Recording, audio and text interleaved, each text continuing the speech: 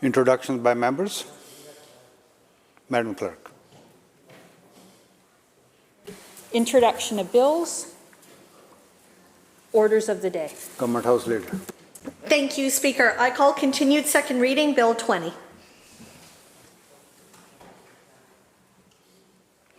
Member for Prince George Mackenzie. Thank you, Mr. Speaker. You know, it's a sad day when governments are forced to introduce legislation like this to deal with a very few number of selfish people that overlook the rights, that overlook the safety issues for folks that surround them. And to begin my remarks, I just want to talk a little bit about the healthcare workers and the frontline workers that we've had in this province dealing with COVID, dealing with a number of emergencies that we see have taken place here. But I go back to the medical side here and the way they've been treated, and I think it was referenced earlier on by a government member that, you know, we applauded these individuals early into the process with COVID. We were banging our pots and pans at 7 o'clock every night. And it has denigrated to the point where they've been spit upon, they've been poorly treated by a small segment of the population. We've seen crowds of protesters gather in front of our hospitals, blocking access to health care, making it impossible for people with legitimate medical needs to get in and have those medical needs attended to. And in some cases, you know, it could prove to be fatal. You know, I recall dealing with a number of demonstrations over my career as a police officer. And, you know, the police end up becoming that I guess for lack of a better term, the meat in the sandwich. You know, there's everybody tries to find a peaceful resolution to all these kinds of situations that we have out there.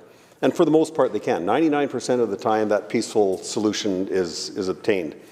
And I often remember negotiating with you try to find who the leaders of a certain demonstration might be, or you know, a gathering of folks, and try and find out what their issues are.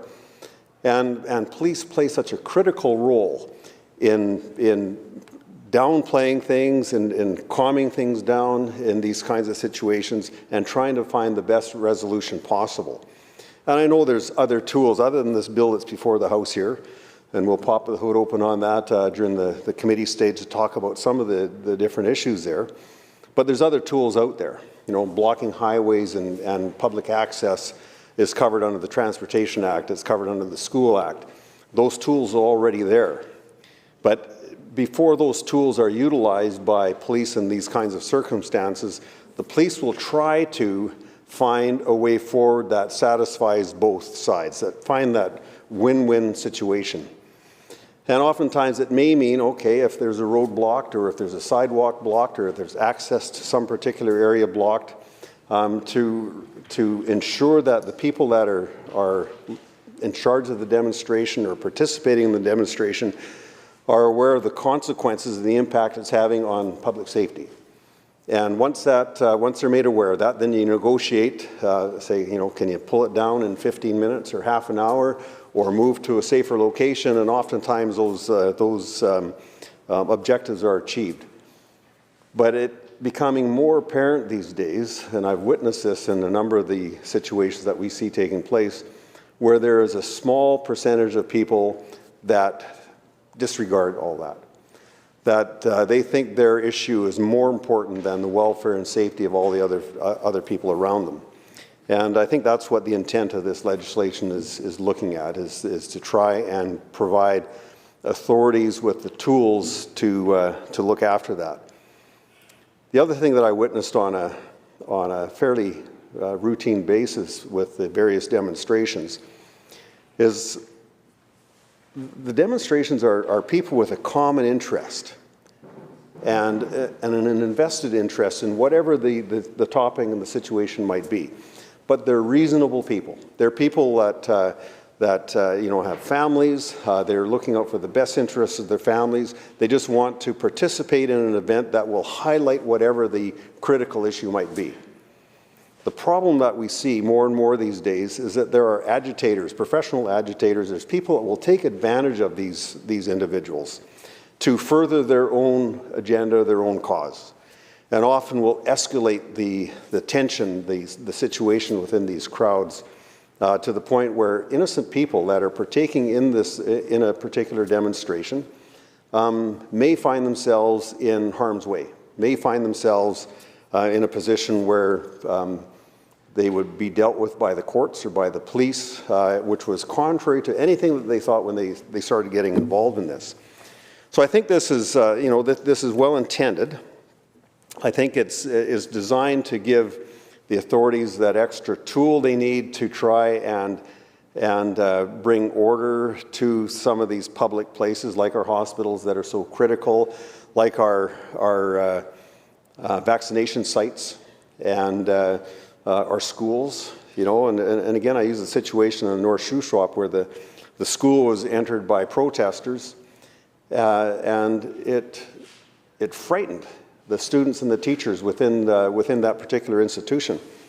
None of those people that had ventured in to make their case known had bothered to try and go through the proper channels, meet with the school district, meet with the superintendent, meet with local authorities to try and voice their opinion or their thoughts on using schools for vaccination sites or whatever their particular arguments might be. Instead, they just take matters into their own hand, and they enter these premises, and they, quite frankly, scare the heck out of the children and the teachers and the other folks that are in there. Now, the School Act does provide some authority to deal with that, but the principal has to take action to remove somebody from a school, and if that person doesn't cooperate, then the police are brought in, and there will be consequences to that. But this appears to be another tool that police can use. The other, and I have to comment on this, and I know some of the other speakers have commented on it as well. When we've watched the Remembrance Day ceremony in Kelowna, where a very selfish individual took it upon themselves to infiltrate an event that was designed to memorialize the people that have given up their lives and given up so much for the freedoms in our country, for the freedom that allowed this individual to attend there in the first place, but not to hijack the attendance, and not to hijack the purpose of that particular ceremony. And I find it quite despicable that we've got British Columbians that resort to those kinds of tactics for their own personal gain without keeping in mind the greater good of the public. I know a lot of times people have argued that the Charter gives them that particular freedom, but the Charter does provide a number of personal freedoms, but it's overruled by the good of the public, by public safety. And a lot of these people don't realize that. They make a very subjective determination of what they can and can't do. They're selfish in nature the way they look at that, and they jeopardize the health and safety of everybody around them in the process. So I think this particular bill has a sunset clause in it. I'm glad to see that because this is designed to deal with the specific issues of safety of our healthcare workers, safety of some of the facilities that we have to accommodate a number of things that we need to do in order to address COVID and eradicate COVID from our population here in British Columbia. So it's a step in the right direction. Again, we'll see what takes place during the committee stage. There's a few little things that we want to examine a little bit closer, and I'm sure that my colleague from Abbotsford West will do a stellar job in looking at those particular issues there. So we'll see. I just wish we didn't have to go here, but it's a state of affairs here in British Columbia, and quite frankly, across the country. Quebec has initiated similar legislation itself.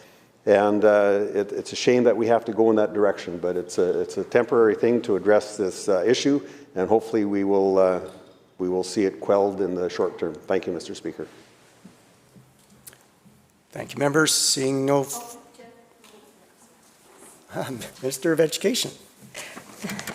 Thank you, thank you, Honourable Speaker.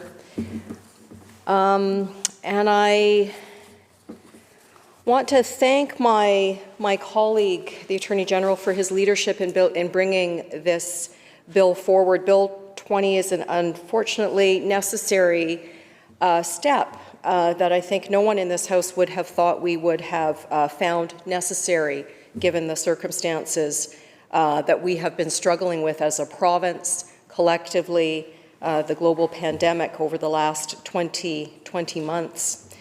But we find ourselves in very strange times.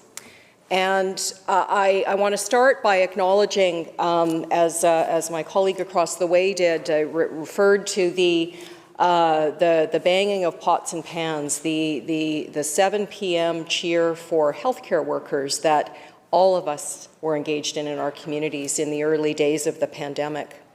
And while in education workers didn't quite have the same public recognition, I can tell you that staff on the front lines of our education system have been working incredibly hard since the very beginning of the pandemic to ensure that kids continued to learn, continued to have access initially in the early days of the pandemic through online learning when the decision had to be taken to shift education to online out of schools.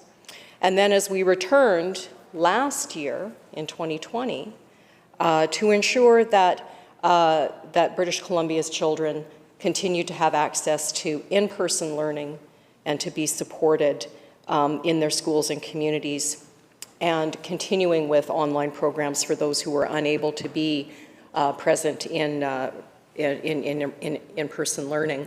And I want to just say that the efforts made by educators, by custodians, by school bus drivers, principals, vice principals, school leadership, district leaderships, our superintendents, our boards of education, and of course parents and kids themselves, to continue to engage in this collective endeavor that is education has been remarkable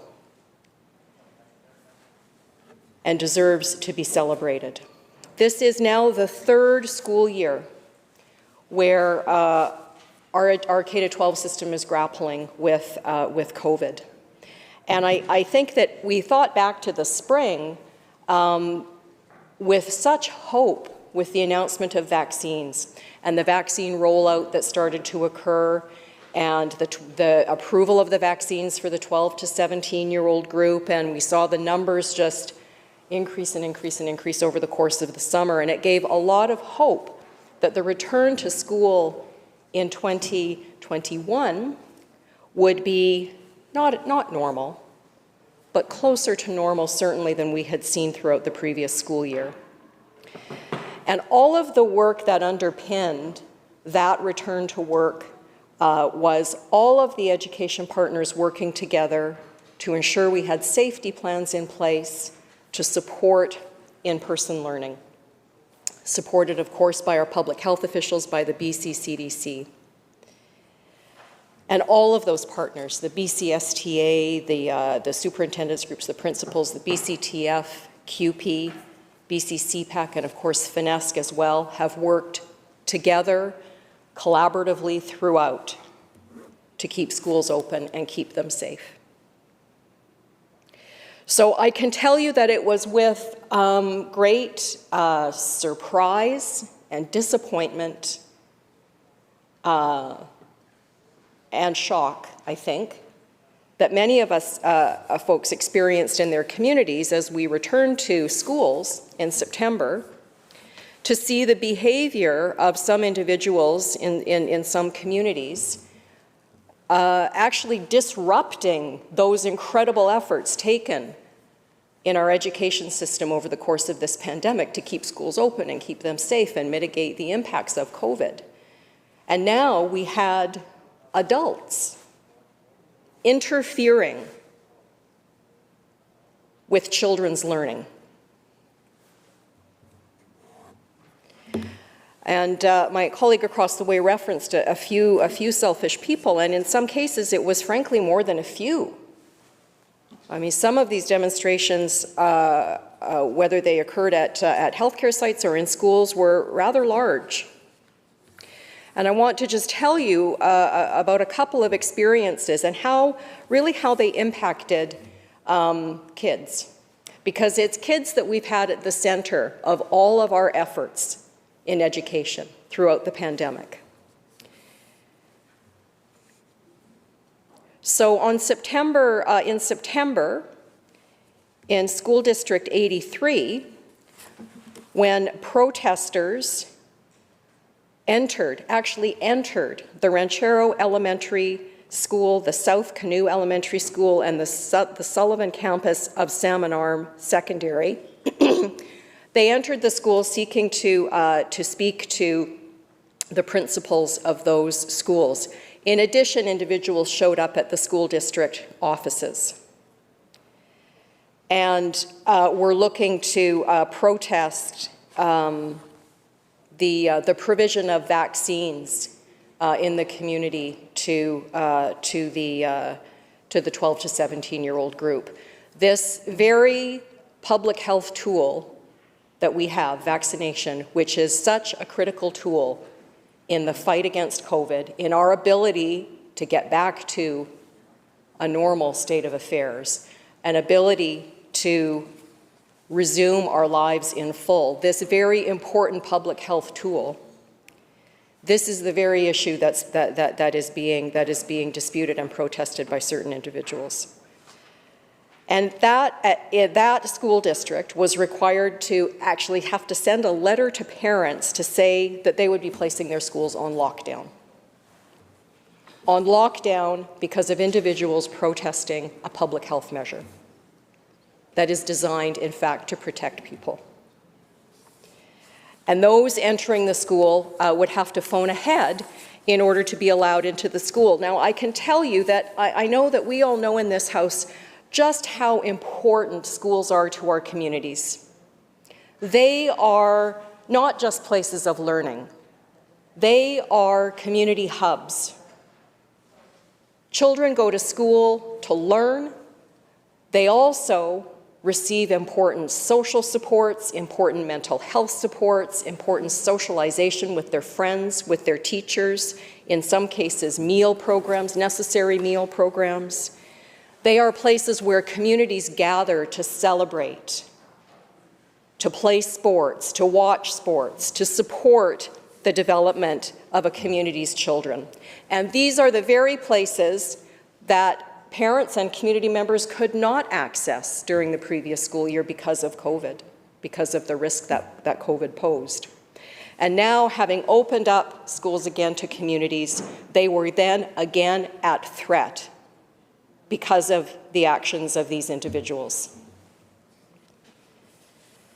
And in Kelowna, several weeks later, where a small group of protesters protested outside of Rutland Middle School, rallying against the use of masks and mandates, that was experienced as something very, very disruptive by a grade 8 student who reported to the local press that he was not happy about the protest location. He said, "I'm not a big fan of it. The kids here are young. Some of them are in grade 6. So they're very young and impressionable, and it would probably scare them a lot. It's not very appropriate to do it by a school." And there, I can tell you, were many other incidents across our province of adults going into schools, protesting outside of schools, interfering with the ability of children to learn, interfering with the ability of staff to do their jobs, and in some cases, in fact, scaring kids. And that should be occurring in our province in this day and age after the collective experience we have all been through, all of us against COVID, us as a society, us working collectively together against COVID, to have that social solidarity break down at this point and in this way is shocking and very upsetting for the people who have been involved directly in these incidents, and undermines the efforts that we need to continue to make at this phase, in this phase of the pandemic, to see us the rest of the way through. So there are very many incidents at very many schools where the RCMP have had to be called and have been involved, where principals have been spending their time managing protesters instead of supporting their staff, supporting kids, leading their schools through what continues to be a challenging time for all of us in our communities and in our schools. And so it is with considerable,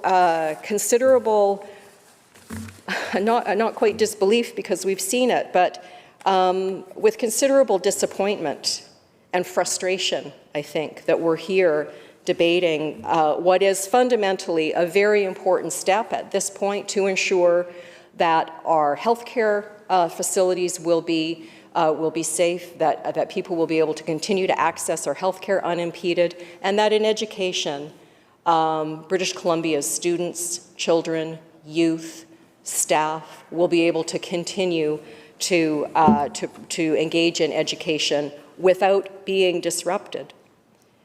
And I want to just say a word about our moral and ethical obligation.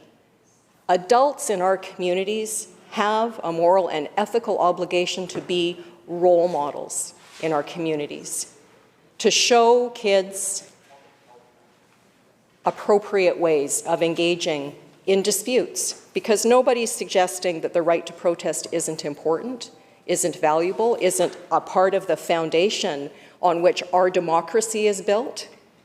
But there's a time and a place. And healthcare facilities and impeding people from accessing healthcare and impeding children from accessing and engaging in their education, those are not the places. And I would implore responsible adults in all of these communities to ensure that children are not prevented or interfered with in their schools.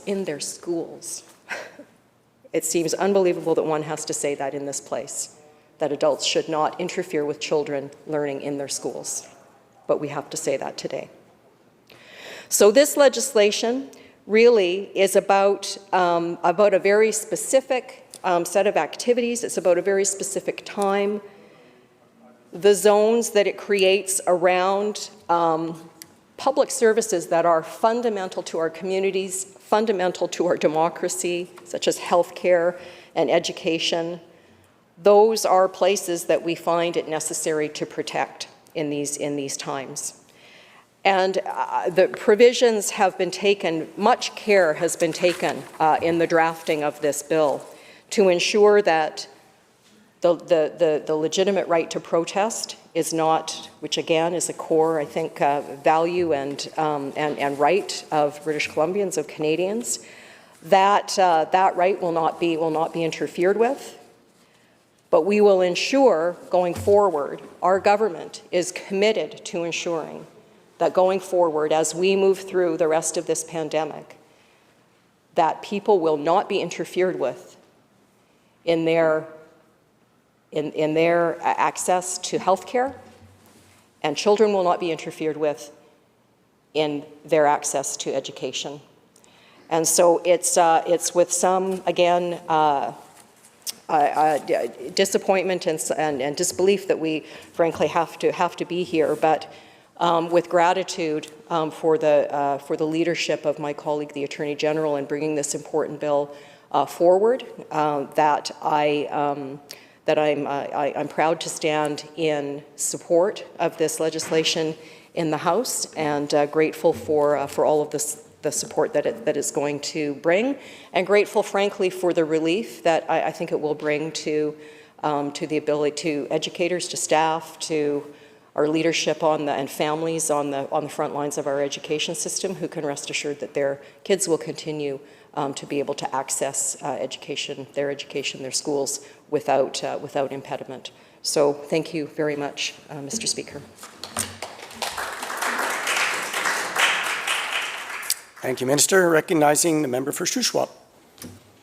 Well, thank you very much, Honourable Speaker. It is always a privilege to rise in this House to address concerns of British Columbians, and I'm always very proud and honoured to speak on behalf of the hardworking men and women of the Shuswap.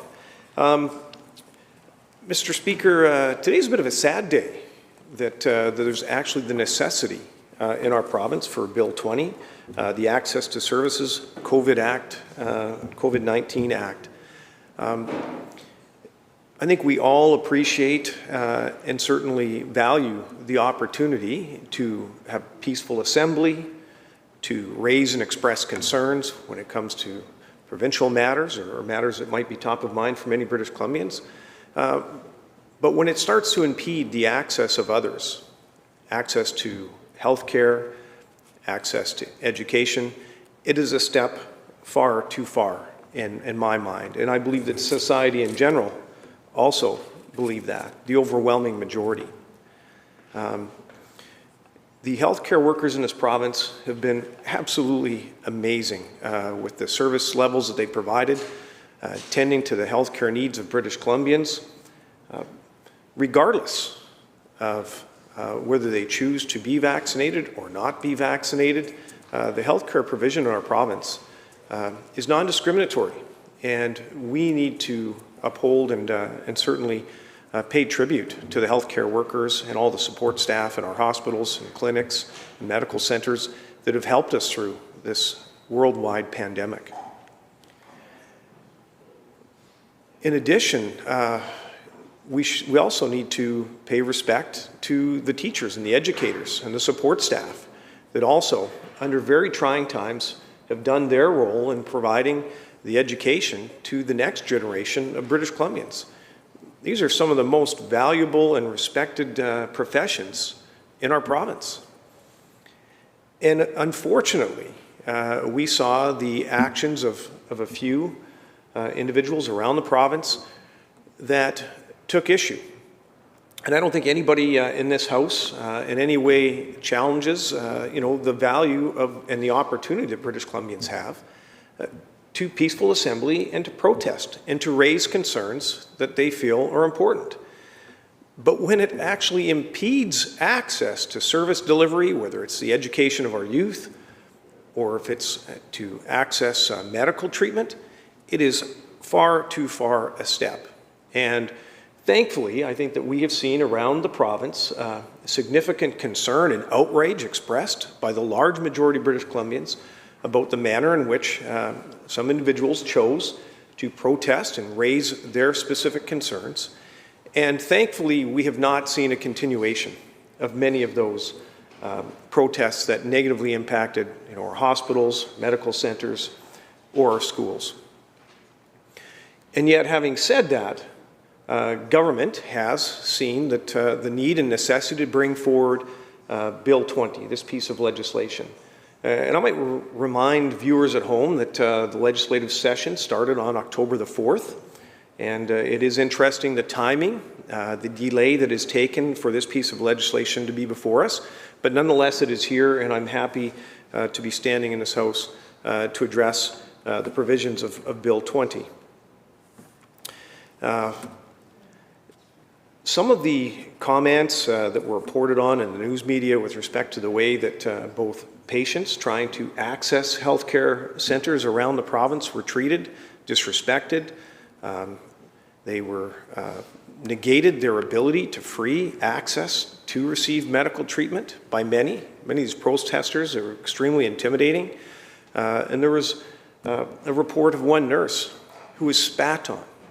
A protester spat in the face of a healthcare provider, a nurse, who had been working, to my understanding, just finished a 12-hour shift where she was working to try and save the life of an individual suffering with COVID, and that is how she was treated on her way home from work that day. Reprehensible. And so it is a sad day, Mr. Speaker, that government feels there is a necessity to have further legislation to provide further protections, to provide that protection for both healthcare workers and for individuals accessing those service centres, as well as our children. The Minister of Education, as she reported earlier, the school district number 83 is actually in the riding of Shuswap. That's where I attended elementary and high school, and where my children attended school, and now where my grandchildren are going to school. The three schools that the Minister of Education referenced, Ranchero, South Canoe, and the Sullivan campus that was actually in Salmon Arm. Protesters actually not only approached the school grounds to protest, but they actually entered into the buildings.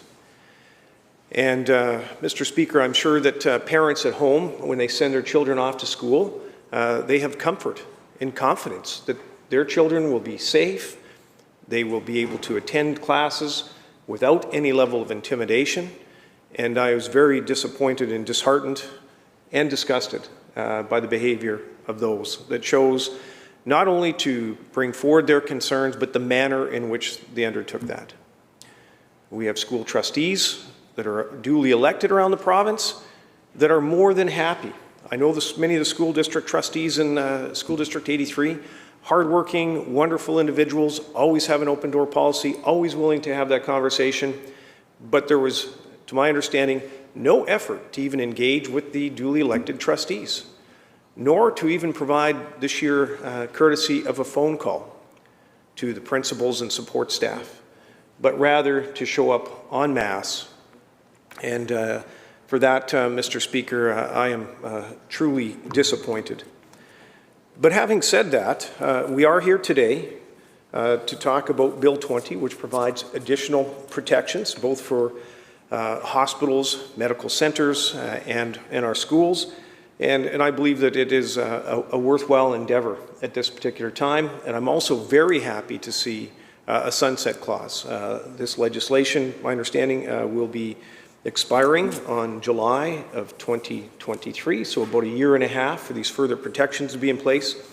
And as the critic, the member for Abbotsford West earlier today indicated, certainly we'll be canvassing some additional questions through committee stage on this particular bill, seeking a bit better clarification on some of the definitions that are set out to ensure that government doesn't intend to utilize this piece of legislation in any manner to extend and otherwise impede access or I guess the opportunity to infringe on people's rights to protest and to express their concerns.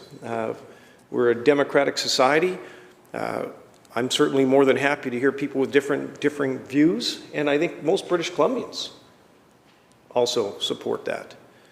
Men and women of this province and of our country fought valiantly, many losing their lives, many families made many sacrifices for many of the freedoms that we enjoy today. And as was mentioned by my colleague and friend, a member for Prince George Mackenzie, the protests that actually occurred during Remembrance Day last Thursday was absolutely disgusting. And I don't know that there's many individuals that I've spoken to that have much kinder words to say about protesting at a day that is set aside annually for us to pay our respects, to pay tribute, to commemorate, in remembrance of those that have served to provide us with the liberties and the freedoms that we enjoy. So there's a balance to be struck. I'm certainly hoping that with Bill 20 that the government has found that balance, and I guess we will find out through further debate in this House as we go through committee stage to find out if that truly is the case.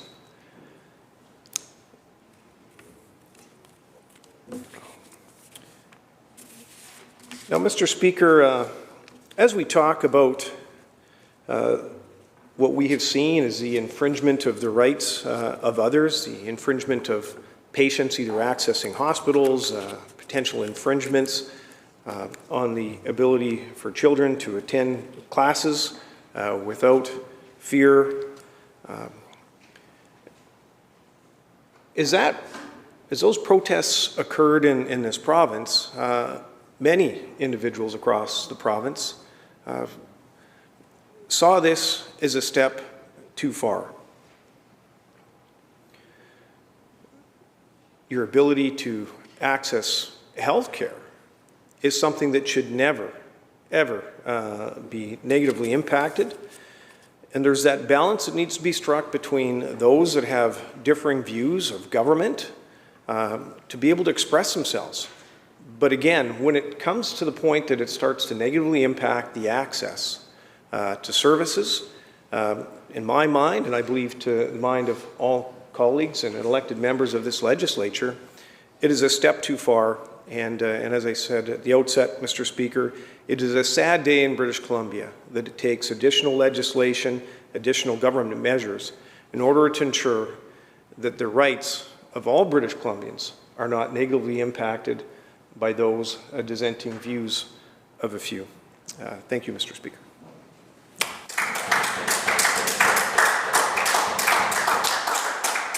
Thank you, member. Recognizing Surrey Panorama, please. Thank you, Mr. Speaker. It's my pleasure today to rise and speak in support of Bill 20, Access to Services COVID-19 Act. I think the title of the bill says it all, but before I start actually making comments on the bill, I do want to acknowledge and thank the Attorney General in the work he has done to bring this forward. It's only 2 years ago, and I know it seems harder for us to imagine sometimes, that when we were thinking of COVID-19, it was like we were at the beginning. And right at that beginning, we saw the heroic efforts of our frontline healthcare workers, whether they be nurses, the long-term care attendants. And I can remember every day, 7 o'clock at night, we would all pick up our pans and our spoons, and people would be out there on their balconies, banging and saying thank you, and a well-deserved thank you. And those healthcare workers, day in, day out, week in, week out, and now a year in, year out, have continued to be the brave warriors on the front lines fighting COVID. And during this time, we, of course, now have a vaccine, which we thought that once the vaccine arrived, a few of us got it, that really we would be moving on back to normal. But we have seen that the new normal has been slow, and we are not back to pre-COVID-19 days, and I'm not sure when we will get there. But I do know that there are some tools we had, and those tools were to listen to the data, listen to the health workers, listen to our health officer, our chief public health officer, and follow the science. The science told us to wash our hands. The science told us to stay away from each other. The science told us to wear a mask. And then the science told us about the efficacy of the vaccine. And people rolled up their sleeves and went and got vaccinated. And I'm very proud of the fact that in my riding of Surrey Panorama, 96% have received their first dose, and 92% have received their second dose. Just as I am proud of British Columbians right across the province who've rolled up their sleeves, not only for themselves, but also for their communities and their loved ones. So we're all doing our part, and in the midst of this, I turn on the television, which I rarely do, and what am I seeing? People are trying to get to a hospital in Vancouver, and all the streets access to the hospital is being blocked off by protesters. Mr. Speaker, many of us were born, and some of us, like me, chose Canada as a country we wanted to live in, a country I wanted to raise my children and then grandchildren in. And one of the reasons we came to Canada and chose Canada because of the freedoms that Canada provides. It is our right to protest. It is our right to protest. And I take that right to protest very, very seriously. The right to freedom of association and freedom to protest. Mr. Speaker, freedom to protest, absolutely important. But freedom to protest and stop people from getting health care that they so desperately need is not exercising your freedom to protest in a responsible way. Yes, protest. If you don't like the vaccine, you don't like the lockdown measures, protest. But protest away from the hospitals. Protest away from the testing centers, away from the vaccination centers, and absolutely protest away from our schools. Some of the language that was used, that I heard both through media but then through individuals when they told their stories of the kind of things they were being yelled at, really made it imperative that we bring forward legislation, not only for those who are trying to get access into healthcare, education, or the testing centers, but also for those who are working inside or trying to get to work or leave work for their safety. Worker after worker reported how they felt blocked, they felt intimidated, they did not feel safe. And we all heard stories of cancer patients who had to be dropped off 2 or 3 blocks away and in the process missed their appointments.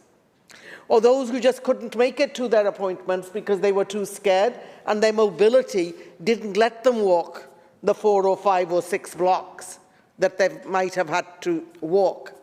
Or think of a senior or even a young kid who's sitting in a car being driven by their parents, and you see the yelling and screaming and people trying to stop that car from going into the hospital because they're going in there for health care. How do you explain that to that child?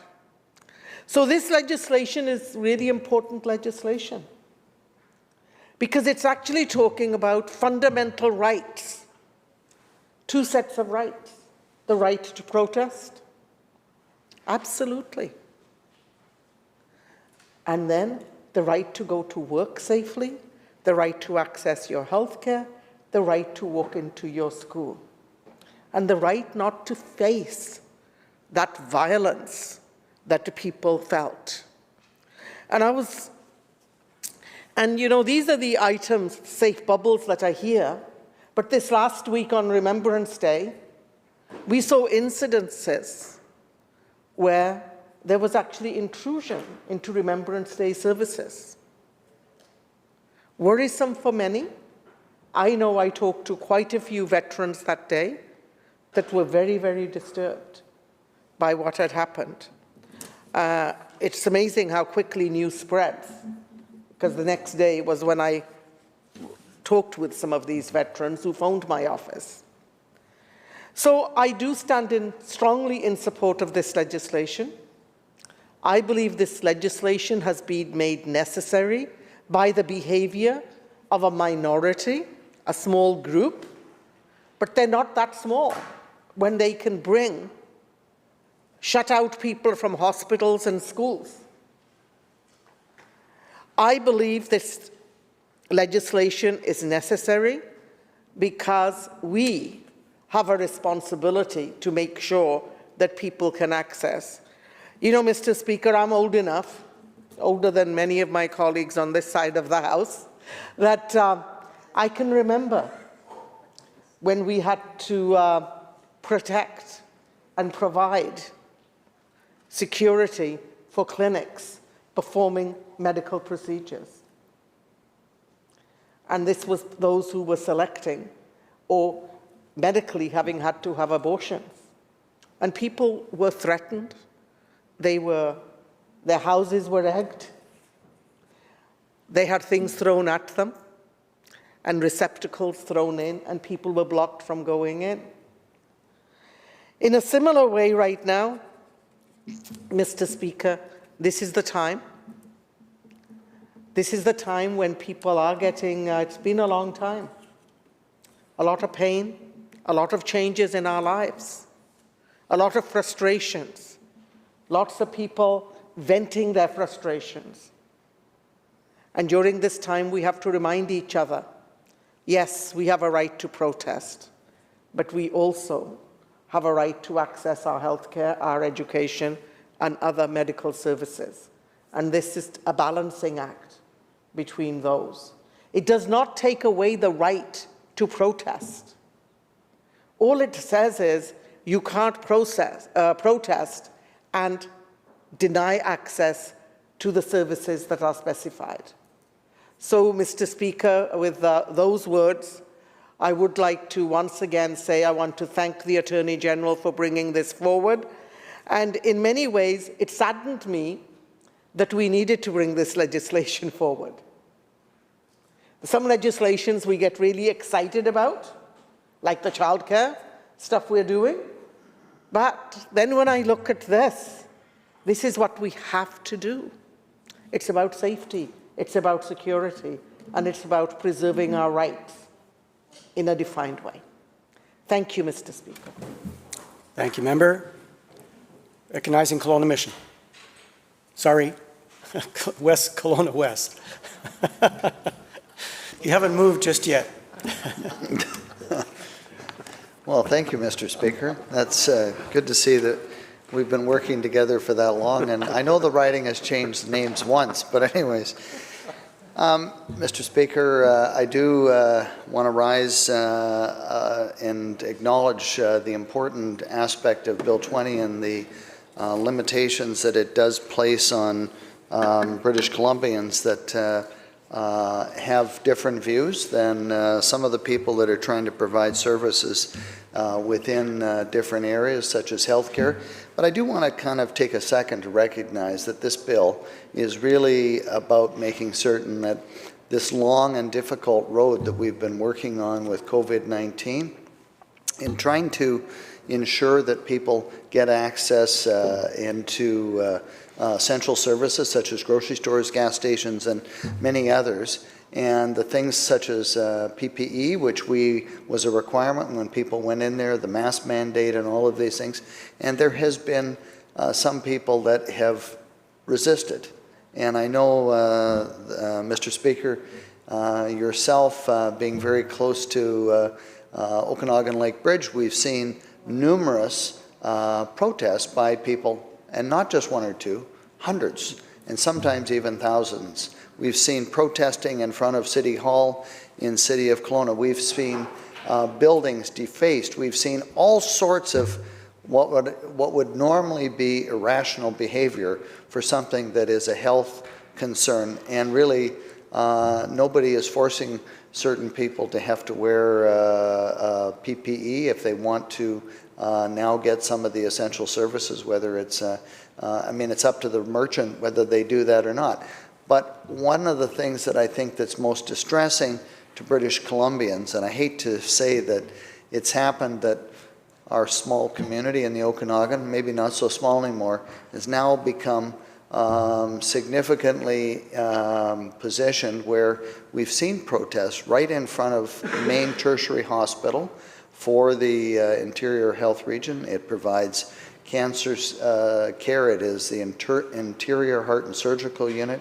Many of the procedures that cannot be offered in all of the surrounding hospitals. and the fact that we've got a medical school there that's training doctors so that they can become helpful in terms of helping deliver health care throughout British Columbia.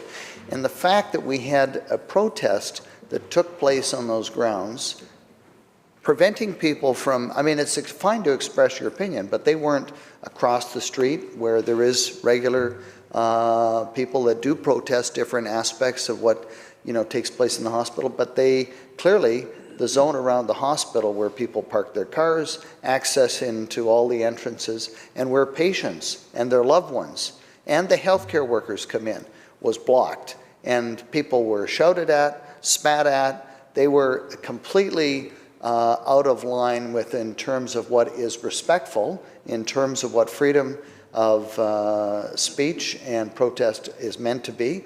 And the fact is, we do see people that are very engaged in terms of these things. We see it, we've certainly seen it with our neighbors to the south and some of the things that we've seen. And I don't subscribe and think that British Columbia wants to get to that state where, everybody's protesting, what their amendments are or what they feel that they're entitled to. And I think that that's the wrong path to go down. But in this particular case, we not only had the hospital and the patients, and I know of particular constituents in my own riding that were trying to get access to medical attention and care, etc., and were denied access by these people. That's wrong. And I don't see any reason why that should be allowed. More recently, that wasn't just Kelowna. That happened in Vancouver, Victoria, Prince George, Kamloops, Nanaimo, and other cities. This is an orchestrated event about people that don't believe in what, during this public health emergency, the advice from scientific evidence that is, that certain aspects do work, whether you wear a mask, whether you are vaccinated, they protect other people around you. And you have a right to not wear a mask or not get vaccinated. But we do know that one of the things that we are trying to do is to make certain that the people that do believe in that can get access. So the places where people need to be tested, if they happen to feel unwell, there's COVID vaccination centers.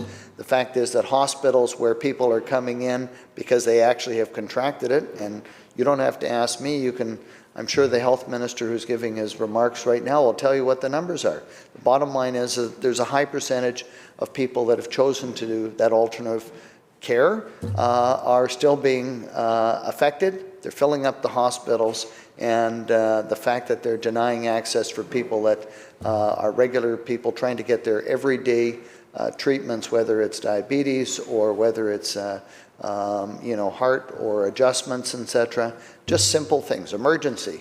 And the reality is that that shouldn't happen, and I do agree that that's one of the things about this bill. I think one of the more egregious things that happened, and I have no idea how this happened, but I do know that there was an intrusion, as we heard earlier, from in the Shuswap area, our colleague from there, 3 schools. And I'm thinking about schools.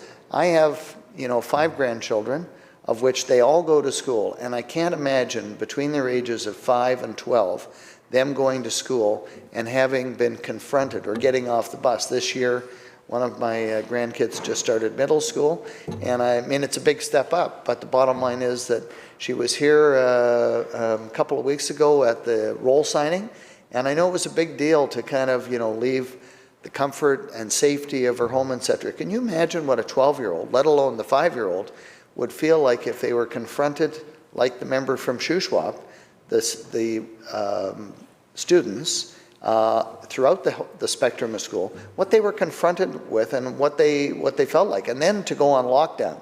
And then you have the question about, well, what's happening? And the parents, I'm sure, are completely wondering what this lockdown means, and I'm sure that that's kind of what the first media reports were. They didn't get the whole story, and you can imagine what other imaginations or machinations are running through their minds. So I do want to make certain that people understand there are reasons why we need to do this, and there is consequences. That's what Bill 20 is about. It's about the consequences of you doing things that you're not allowed to do. We're saying you can have free speech. We're saying that you can publicly protest. and we do have parks like that. But to cap all of this off, last Thursday in Kelowna West, where the cenotaph is in Kelowna, we had a mob. We had people that actually stormed the people that were there, that were, you know, essentially trying to remember. And with the ceremony, the 100th anniversary of the poppy and all of the things that we talk about, and I think about my great uncle who was one of the founders of Stewart Brothers Nursery in 1911 in Kelowna and was killed in Gallipoli. My grandfather, Sidney Charles Boswell, who fought both in the First and the Second World War, served throughout both, and fortunately was with us right to the end. My dad, Richard Stewart, who also served in the latter part of the Second World War, all of those people, their service and what they fought for. And I mean, it wasn't just one war, it was two, and then we have the Korean War, we have Afghanistan, where we've just recently exited.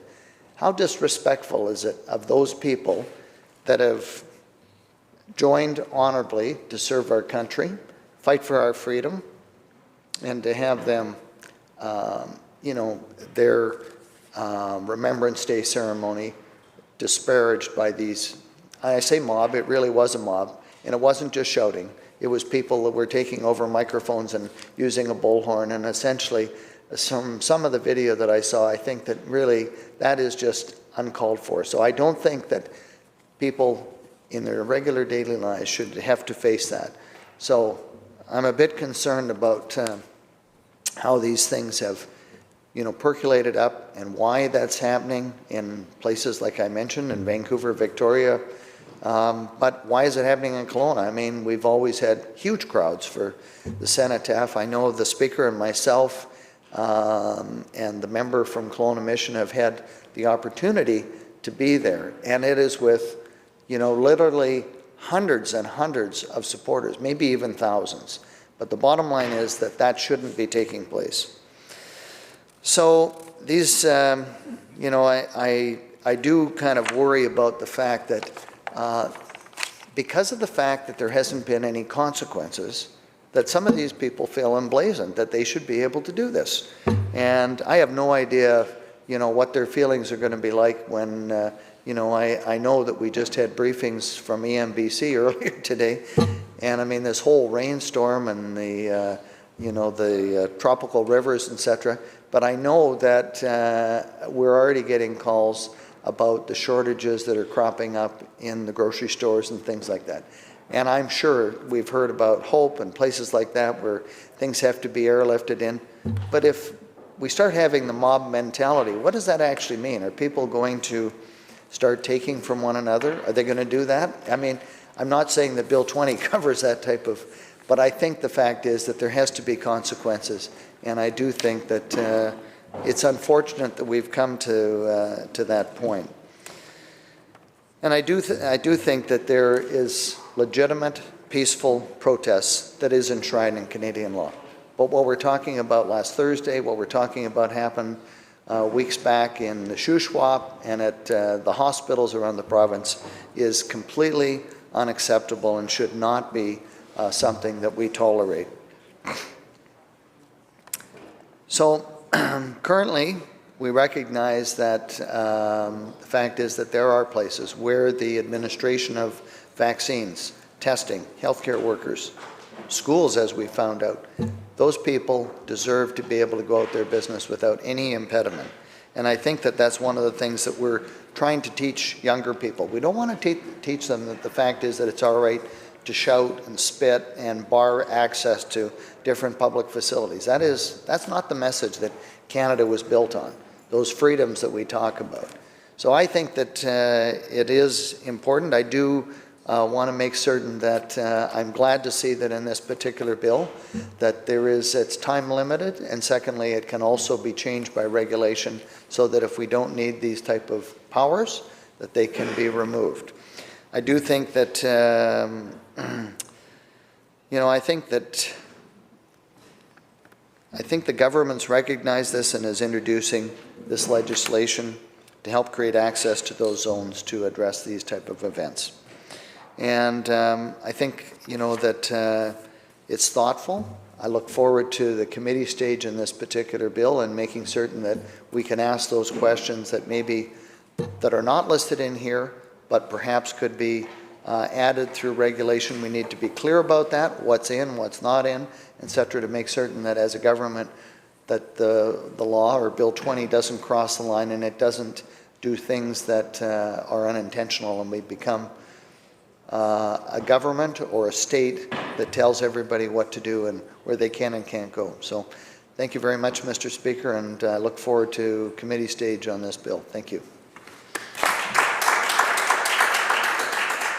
Thank you to the member for Kelowna West. Just want to re-emphasize that just to make sure it was understood. Langley East, please. Thank you, Honourable Speaker. It's a pleasure to rise today in the House to speak to this very important and unfortunate bill, Bill 20, 2021, the Access to Services COVID-19 Act. And I echo the words of my colleagues when they say that it's terribly unfortunate that this bill has had to come forward, and the content of it should be of concern to every citizen. Society, we talk a lot about our rights. We talk about having our right to do this. And you hear this a lot in the rhetoric on social media and in the public. And the problem is that there's very rarely a conversation about our societal obligations. And in thinking back actually to John Finch, who was a very interesting person, a politician. Actually, he was a chairman of the Prohibition Party. In 1882, he had some sort of seminal work that came forward, and he was talking about this very topic. And in the discourse throughout the book, there was a line where somebody said, well, is this not a free country? And he said, well, yes, sir. Have I not the right to swing my arms? Yes, but your right to swing your arm leaves off with my right not to have my nose struck, and where that begins. And, here is where a civil government comes forward and settles. It prevents bloodshed. It settles just rights, settles disputes. And, you can have all the rights that you like, but you also have obligations. So you can hold any belief you want.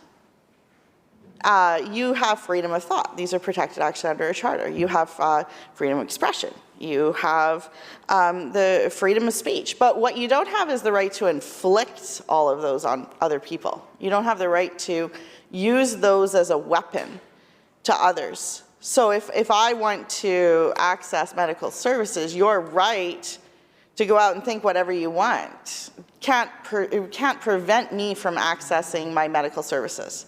And that's where we ended up here recently, was a clash of rights. People saying, well, I have these rights, but they were forgetting that they had their societal obligations. We have an obligation, we have a social contract to ensure that, we're living together in some sort of harmonious way that doesn't prevent people from being able to live and have freedom, security, and enjoyment of their liberties.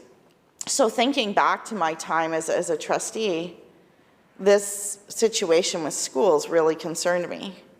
Those children have a right to go to school. They have a right to access to school. We have people who fought for these freedoms. So when you have a situation where people are interfering with other people accessing those things, it's quite concerning. It's also just obnoxious. You have young children. They aren't part of the decision-making parties. You can call your local MLA, you can call your board, call the superintendent. But what you don't have the right to do is harass young children who are just trying to go to school. Same with hospitals. My father recently actually had to take a trip to the hospital, and the thought of an ambulance not being able to access the hospital because somebody's decided to stand on the side of the road and block it. It's not the place to settle your disputes. So that's why we have these provisions, and like governments have to be limited too. They can't just have like unfettered ability to, inflict things on the citizens of a nation. But what they do have the ability to do is settle these disputes, and that's where the law comes in. It settles them. It says, okay, well, you know what? You can't go around this area because our social contract does allow you to prevent people from accessing medical services. And so, although I agree that this is unfortunate, every person does have a right to access services. They have a right to access medical, for instance. They have an access to access education. And unfortunately, this had to be written into law with a bubble zone, but there is a sunset clause which does the important part of balancing the potential, the tyranny of the majority, the tyranny of the government. So that's an important provision to be in there for the protection of people. But I do just want to echo once again that the fact that we're standing in this House having this conversation is just so unfortunate. It really is. When you have, they say that when you argue, you're trying to find out who's right, but when you're debating, you're trying to figure out what's right. And as a society right now, that ability to debate things is breaking down. It's breaking down in a sense of division that I haven't seen since I was here. And it's unfortunate that we're seeing that today, that there's such little discourse. I'm sorry, member, if you could just... members, another member has the floor, so if you have loud conversations to have, please take them out of the chamber with respect to your colleagues. Please proceed. Sorry, member. So as I was saying, we've had a breakdown in communication in society, a breakdown of discourse and debate, and that's really too bad. And I recognize that, something like a pandemic or something like what we've been dealing with the COVID-19 challenges, it's scary, it's concerning, and people may feel that they're having a hard time navigating that, but we don't sort that out in schools and in front of hospitals. We sort that out somewhere else. So although I share the concerns that others have raised, that we don't want to see too much overreach by government, grateful that we have this with a sunset clause to protect our most vulnerable and to protect people who have a right to access while balancing the rights of other people. So with that, Honourable Speaker, I know that other colleagues of mine would like to speak on this, so I will take my seat and thank you for the opportunity to speak on this important subject today. Thank you, member. Recognizing the member for Nelson Creston. Thank you, Speaker. I would also like to thank everyone that has stood up and spoke on this bill. I'm grateful to see that we are all supportive of this bill. We know how important it is to ensure people have access to health care and to education. A few weeks ago, while I was here at the Legislature working for my constituents, we had a protest outside of my office. And there was a protester with a megaphone screaming at my staff. And where the window is and where her desk sits, they were less than, a foot or two away from each other. And that type of behavior, it was horrible. It was traumatic for my constituency assistants. We had to have the police there to make sure that they were safe. People were trying to get into the office. And although it was terrifying at the moment for them, what's important to note is that my office, my MLA office, which is on Josephine Street in Nelson, that is a perfectly acceptable place to protest. It is critical that we allow people to protest in society. That is a fundamental right. However, it is also a fundamental right that people have access to health care and to education. I have friends with children, and they were telling me, they were watching the news one night and they were showing the protesters that were trying to get into a school. Now, the child looks up and goes, "Mommy, I don't know if I want to go to school tomorrow." Those protesters, they were making the children scared. As a parent, I'm not a parent, but as my friends tell me, sometimes it's hard enough to get your kids to want to go to school in the morning, and certainly with the pandemic, children have gone through so much. But they are so resilient, and they do not deserve to have to walk through a protest to simply access their education on a regular basis. That school needs to be a safe place for children. Teachers and all of the support staff, they've been working overtime. They've been working so hard to keep our children safe. The last thing that they need is the mental health burden of the abusive behavior of these protesters. Now, This isn't something that's going to last forever. I can't wait till the pandemic is over. And as soon as we can possibly, get rid of this legislation, we will. It's in regulations. There's a sunset clause. This isn't going to be forever. So for people that are worried that we're taking their rights and freedoms away, that is simply not our intention. What our intention is to make sure that we have safe spaces that are absolutely fundamental to the functioning of our society. Now, when people access a hospital, we have to recognize that in some cases, that is the worst day of that person's life. They might be going in to visit a loved one that is taking their last breaths. They might be themselves going in to find out, do they have cancer? If they have cancer, how bad is that cancer? Or did they get into a car accident? They are clinging to life in that ambulance. And to think that people could then impede their right to access health care on the hardest day of their life is simply not appropriate. Do they need the rights to protest? Absolutely, 100%. You want to protest somewhere? Come to my office, Josephine Street in Nelson, but stay away from schools and from healthcare centers. People need to access those spaces. It is critically important that people are able to access their health care. By missing an appointment for a chemo patient, that could mean that their health is on the line, that they could actually get worse, that the cancer could spread. It is critically important for a dialysis patient to be able to go in and receive dialysis. And dialysis patients, chemo patients, these aren't people that are making one trip to the hospital one time, but they're having to go multiple days, end on end. This is terrible for them to have to go through, and then for them to have that extra burden and that extra worry of if they are going to have to face protesters. And I'm not talking about, we have protesters outside my office, and I'll go outside and chat with them, and they're passionate about climate change and passionate about the environment, and I have fantastic conversations with them, and they're polite and they're great to talk to. But I'm talking about those protesters that are completely disrespectful, that are trying to prevent people, sick people, from accessing hospitals and children from accessing schools.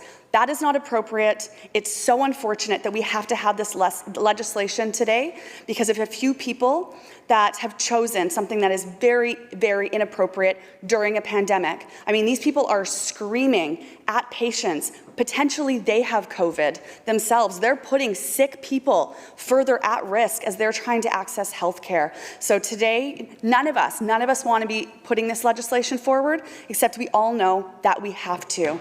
So with that, I will conclude my remarks and just say thank you again to members of all three parties for supporting this legislation today. Thank you, Speaker.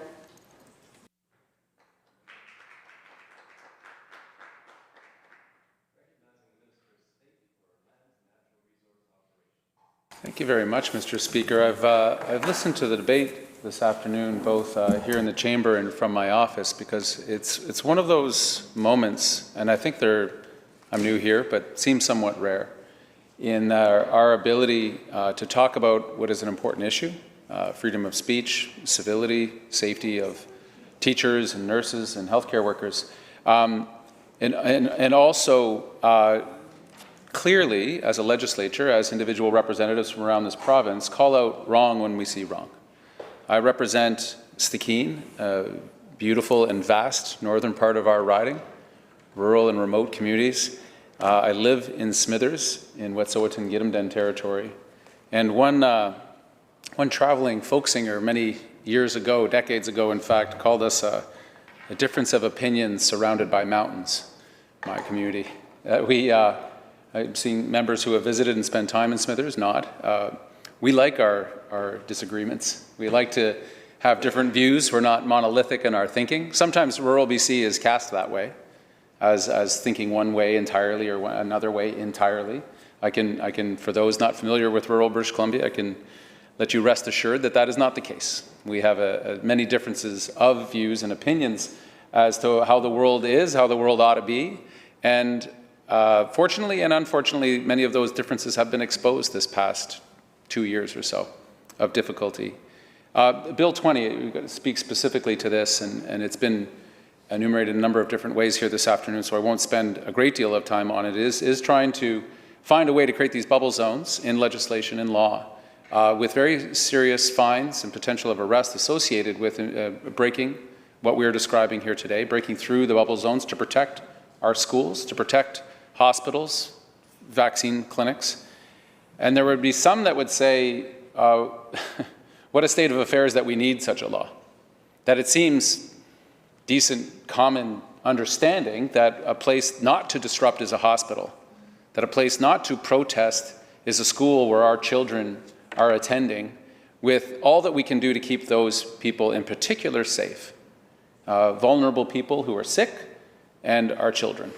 And yet here we are, because we saw these protests in my community in Smithers, particularly at the hospital, the Bulkley Valley Hospital, and it was incredibly troubling. I spoke to a number of nurses and doctors, people who were patients in the hospital at the time, and despite some thin arguments from some of the protesters that they were there supporting hospital workers, that was not at all how it was received.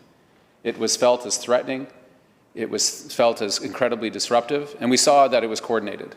It was across the province in many, many communities, small and large.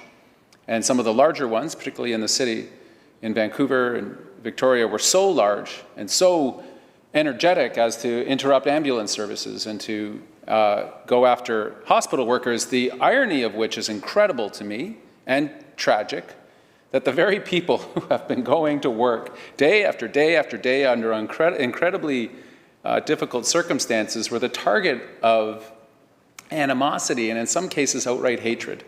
The very people that if those people who were protesting got sick would take care of them without a second thought. The very people who have refused our efforts to stay safe and get vaccinated and follow the public health protocols to keep them and their families safe, that those people protesting, those hospital workers, if they were to fall ill, which they are 50 times more likely if you're unvaccinated to fall ill and end up in hospital, that they would be cared for by those very same people that they were protesting. It is unfortunate, many members have spoken to this, that we need this legislation, and it has brought forward, I think, the best and worst of us, this pandemic. I think it's brought forward the best and worst in our politics that we've seen, not so much in this place, but certainly at the federal level, and in some cases municipal and others. People trying to stoke fears, try to divide and conquer, divide one group of Canadians from another over the idea of things like science and vaccines and mask mandates to keep us safe. And that division has not won over this place predominantly. That this legislature, by and large, and here we see another bit of evidence today, has worked together across the aisle, across partisan interests, across partisan lines, to say we need to protect those who need protection. Those who are ill, those who are caring for those who are ill, and those who are attending schools, our children, and those who are educating and helping our children be educated. There are balancing acts always when talking about rights, the Charter of Rights and Freedoms. In there are rights to expression and freedom of assembly, freedom of movement, and there are also inherent responsibilities built into those, that the state from time to time must seek in keeping all of us safe some small infringements on those rights. You can't scream fire in a movie theater. We all know the examples of speech, for example. Screaming at hospital workers, spitting at them, calling them all sorts of horrible names is a right that one does not possess in this province. You don't get to harass and intimidate somebody going to work. You don't get to go after our kids in schools. That is not right. And so we're creating these safety zones, these bubble zones around these particular places. And if there are cause in future dates, if other sites, vulnerable places, vulnerable people are targeted, Bill 20 allows in its legislation to create other safety zones for those who are being attacked. And like I said earlier, fines, arrests by police are possible.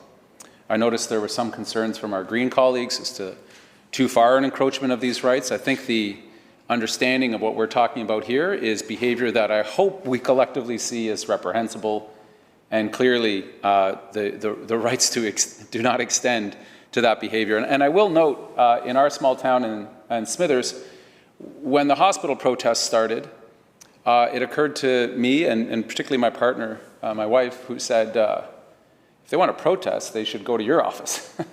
And so I said so. Said so on social media, I said so to our newspaper, and it was well received as an idea because I am elected. We try to represent people. If someone has a problem with the way that we are governing, if the decisions we are making in government or in this legislature is a problem for them, they can come and peacefully protest in front of my office, and they do, Mr. Speaker, every Friday, sometimes Wednesdays, the odd Tuesday, a dedicated group of folks who, and I will say this somewhat parenthetically, Mr. Speaker, have also found at times a way to cross what I would call cross the line. As people in my constituency know, I'm of Jewish heritage. My father's Jewish, and recently at some of those protests, it has become de rigueur or the fashion to use yellow stars of David and other symbols of the Holocaust when protesting science, when protesting vaccines. I found this incredibly disturbing, as this is a known part of who I am in my community. Yet at the time, my reaction may have been unwise, to be a little bit more vociferous in calling that behavior out. I saw a much better reaction from my community who called that behavior out and said, invoking the Holocaust, invoking Nazi Germany, and when talking about the need to put on a mask, the need to be vaccinated to go to your yoga class, is such a reprehensible and false equivalency. It is undermining their argument.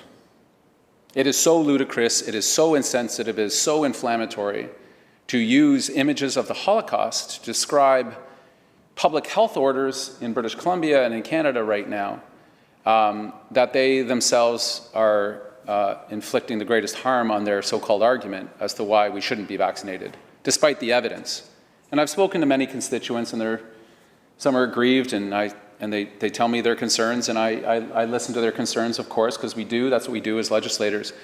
And with the argument that can't be fought back against is when I say, look, here is the evidence of what's going on in our community right now, that our hospital has been overrun, that our northern region has from time to time, and still today, evacuating people out, medevacing them out on airplanes to hospitals in the south, because we do not have the capacity just to handle the COVID cases, never mind all the other emergencies that come through our door.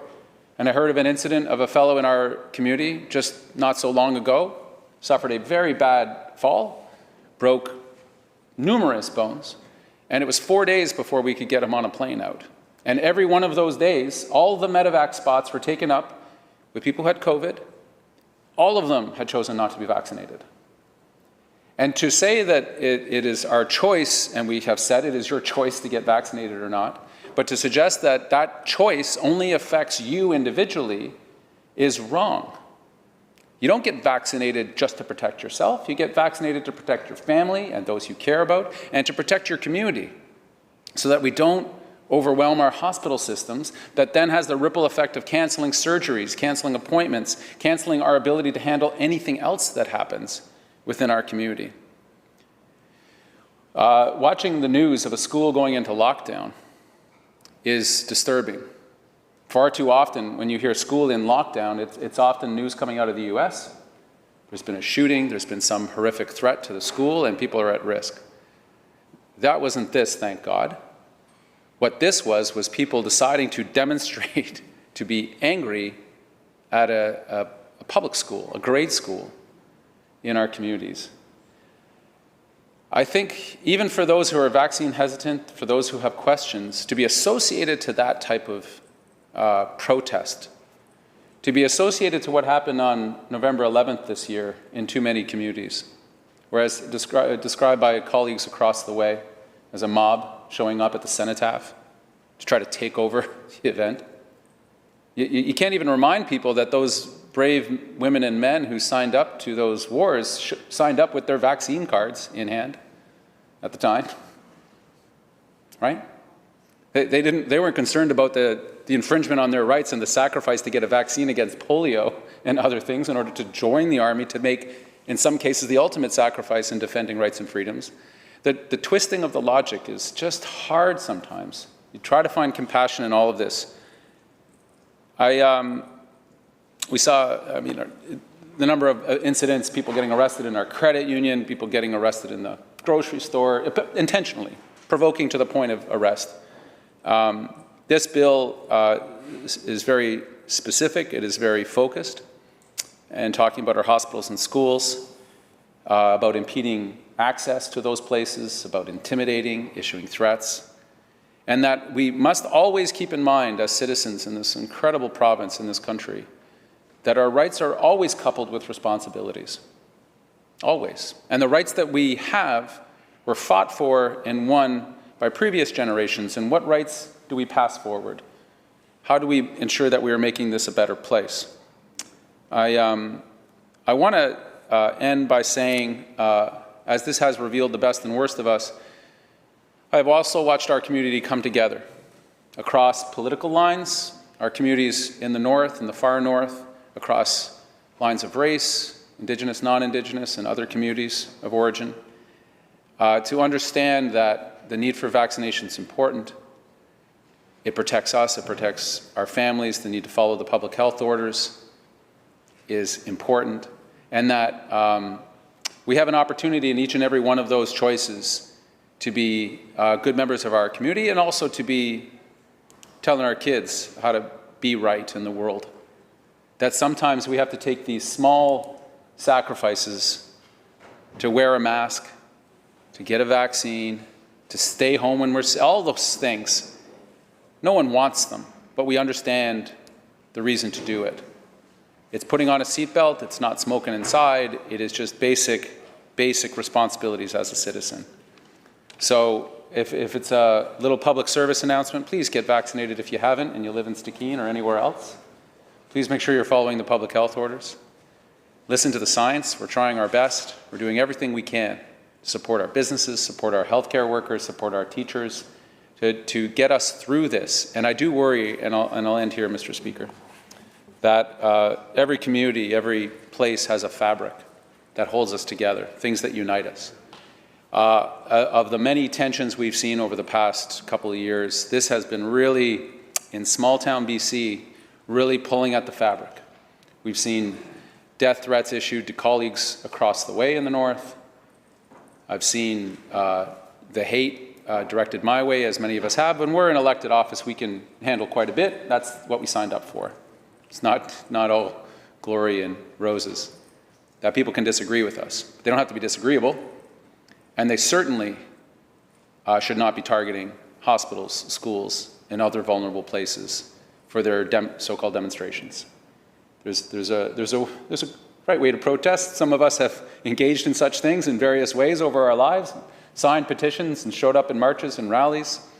But I don't, and I hope, and I think this is true, it has never occurred to any of us that what we should do is go out and threaten a hospital, nurses, doctors, or go after a school, scare children, threaten teachers, custodians.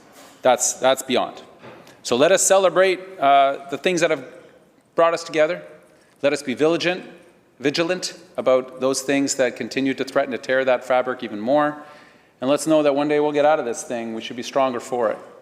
And I think we're stronger when we realize a greater sense of purpose, responsibility. Bill 20 is in place for those that have not come to that realization and need a little help to understand that this is inappropriate and after this bill passes will in fact be illegal. And I think that's only a good thing. Thank you very much, Mr. Speaker. Thank you, Minister. Seeing no further speakers, I do now. Seeing the member for Vernon-Monashee. Thank you, Honourable Speaker. Today I rise in this legislature to speak in favor of Bill 20, Access to Services COVID-19 Act. Before I share my thoughts to support this bill, I would like to acknowledge that I am standing on the traditional territory of the Lekwungen-speaking peoples, today known as Sanghees and Esquimalt nations. I wholeheartedly support this Bill 20, Mr. Speaker, because it is so near and dear to me. Coming from healthcare background and having to work when COVID started till mid or end of November last year, this will protect the zones around schools and healthcare. And first of all, I would like to thank healthcare workers and teachers for doing tremendous, like handling tremendous amount of stress and doing such an incredible job. I have kids in school, and for making them feel so supported and safe. And in healthcare, it was very traumatizing for many healthcare workers when that protest happened all around BC and also in my community and in Kelowna, reading some comments and talking to some of my former healthcare colleagues. It was a further inflicted injury to their it was very disrespectful when they are already at the breaking verge, and they've been working so hard. As we all know, pandemic, it's been incredibly stressful to all British Columbians, but more so people in healthcare system and teachers in the school system. Having these kind of actions, I do understand that free speech is important, and it is our right, and there have been times I've been in rallies as well, advocating for different causes, but that doesn't, it should come with common sense. It doesn't allow us to spit on people, and not only hospitals, Mr. Speaker, as you've seen that at Remembrance Day ceremonies, people were there, and people were there in my communities and saying very harsh words, even towards me as well. And we've talked politely to them and said, this is not the right time and space. And I've been very open, because again, coming from a previous profession too, what I've learned, listen all sides and without judging. So we've given individual meetings too, but then when people spit on each other, as incident happened, my staff member was very polite last week too, even though that's offices, yes, that's the perfect place, protest outside our office. But the behavior that was showed by individuals, spitting on a polite staff member who's barely doing their job, respectfully asking somebody if they can move a little bit further so they don't block neighbors' business, and spitting during COVID time directly on person, that is not a free speech or the freedom or right. And if our veterans, they would have never allowed somebody to impede in such, like, what behavior are we teaching? What are we showing our kids in schools? So that's why I think it's sad that we have to come to this, that we need this bill to establish, to keep these zones safe. But if that's the action, it's very important to take, because in some situations, it's sad that people don't realize that oftentimes outside the hospitals, there is life or limb situation. And somebody could lose their life. Time is essence. There is only a few minutes. And there was excuse being used. It's interesting that there were healthcare workers being a part of those protests. And what I've learned later, or many of us learned, that scrubs were being sold out in local thrift stores. And I cannot imagine a compassionate healthcare worker doing such irresponsible acts and blocking the life-saving services or the access to these important services. And in fact, it is sad that people use these tactics. I don't want to take too much of time, as others might want to speak, or we want to wrap it up by 3. But it is very important that these actions don't cause any further injury or moral injury to any healthcare workers or teachers, or even our kids who were afraid to go to school the next day. And I believe that, if we cannot do anything to support healthcare workers, respecting the boundaries, which we will do this, implement this bill will help us to facilitate, and it's sad that we have to do so.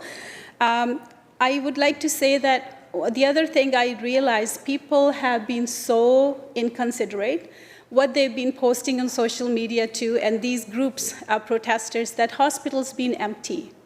They're not busy. And for me to read, and for my former colleagues, and we're saying, which hospital is empty? Tell us, we'll go work there. We've been working like 60 or 12 hours, and it was not, it is disheartening. So again, I would say rights, yes, rights do come with responsibility. And I want to thank people of Vernon Monashee for being so resilient and for proving over and over from time to time by coming together and even condoning these acts, that there is way more good left than the bad in this world. So I wholeheartedly support this bill. I'll conclude my remarks. And today, my colleague from Vancouver Seymour had a conversation with our amazing nurses, and I'm going to have another at 4 o'clock. Their question was, why are we so relaxed and not taking some actions about these protesters? And they didn't know, because nurses are so busy, they didn't know this bill was being discussed here today. So I will be happy to tell them at 4 o'clock that we are addressing this. We're not relaxed because, as I said, it had caused so much discouragement, so much pain, so much trauma, and they are stretched to the max, and they are still holding the line. And this will reassure them, it'll go a long ways, that government, and as all members of this House, we have their back, and we're doing what we can so they can do their job well, and we're here to support them. So thank you so much. I conclude my remarks. Thank you, Mr. Speaker, for letting me speak and share my thoughts. Appreciate it.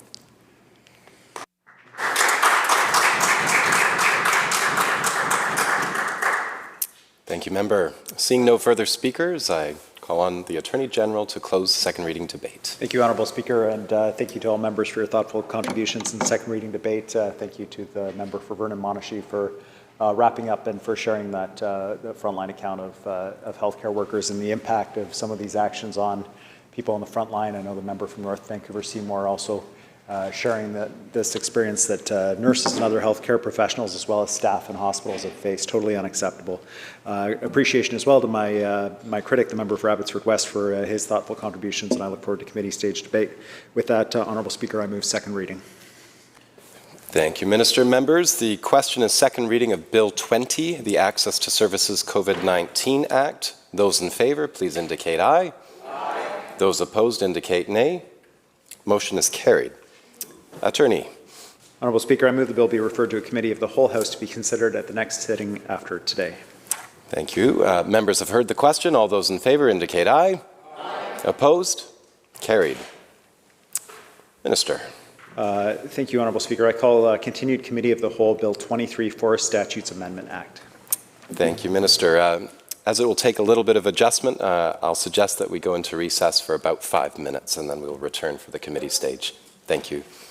We are now in recess.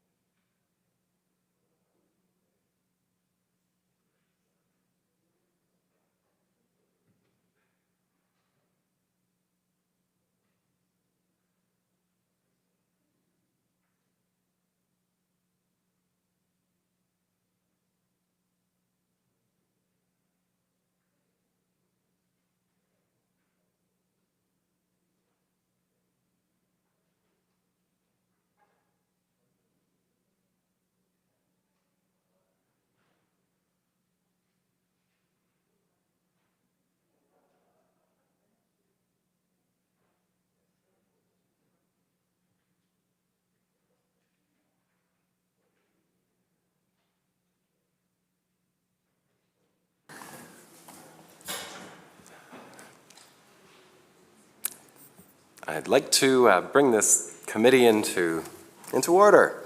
We're here with Bill 23. We last finished up. This is, of course, the Forest Statutes Amendment Act 2021.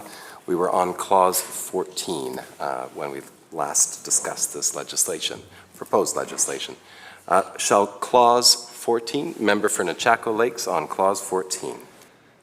Thank you, Honourable Chair, and it's good to be back, going back at this bill here today. I think there's lots obviously still yet to be talked about, but on Clause 14 in particular, it talks about if a person applies for a cutting permit in the road, only a portion of the land will be subject to the permit as located inside the forest landscape area. And so I'm just wondering how the conflict is managed between an area that might have a forest landscape plan versus an area that still might be under a forest stewardship plan, and how that is then therefore addressed under this new act.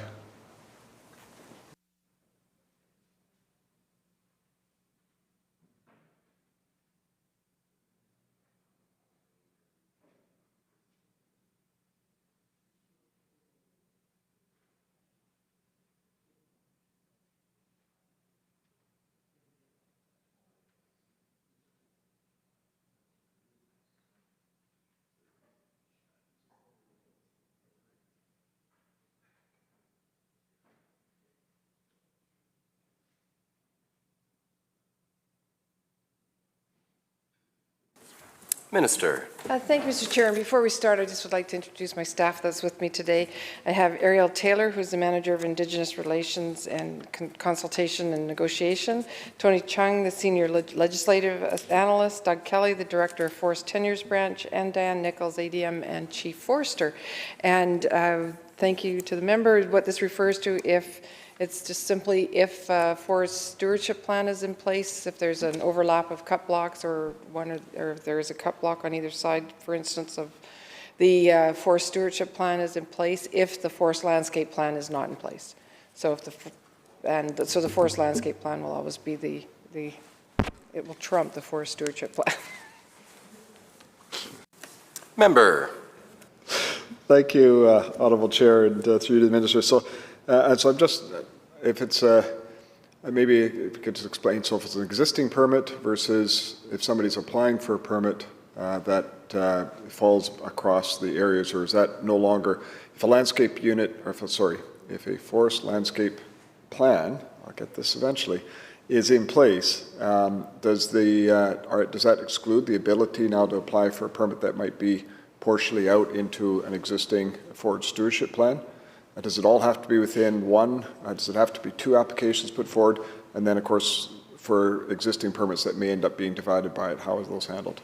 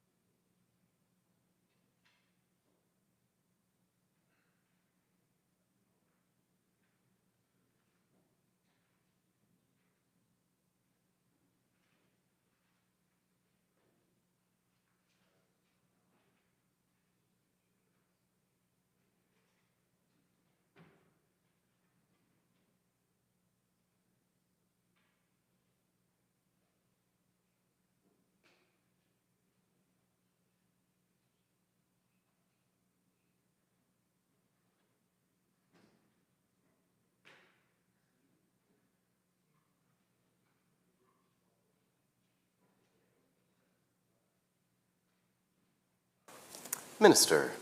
Thank you, Chair. So this is an administrative clause, and so if the permit straddles either side, like if it's stewardship on one side and forest plan, landscape plan on the other, it gives the ability to apply outside of the area. So I wish I had it.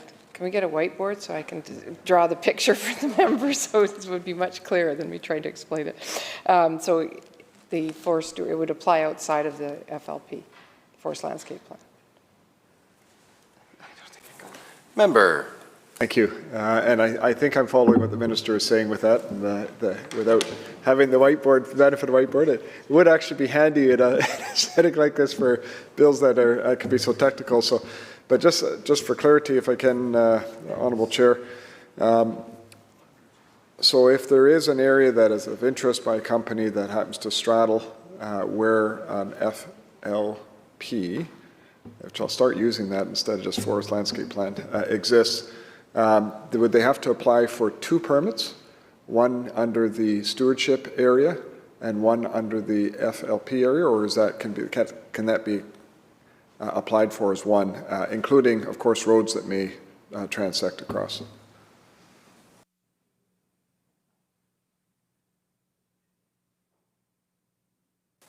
Minister. Thank you. So no, they wouldn't have to apply for 2 permits. This enables that to exist. So no.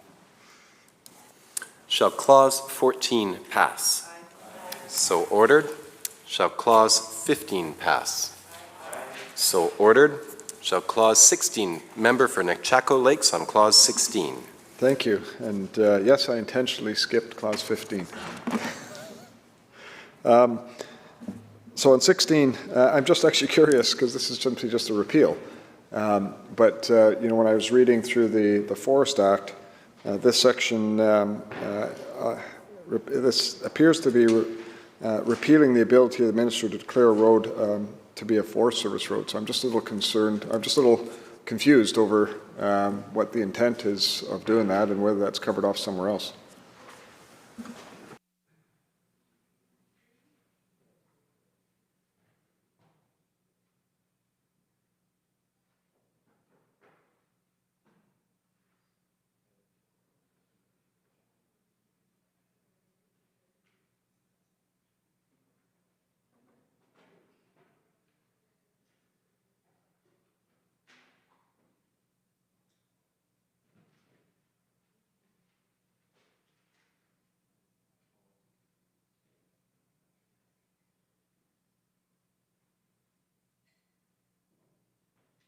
Minister. Thank you, Chair. So this is administrative as well, and it is now, this is now captured in Section 22 and 23. Shall Clause 16 pass? So ordered.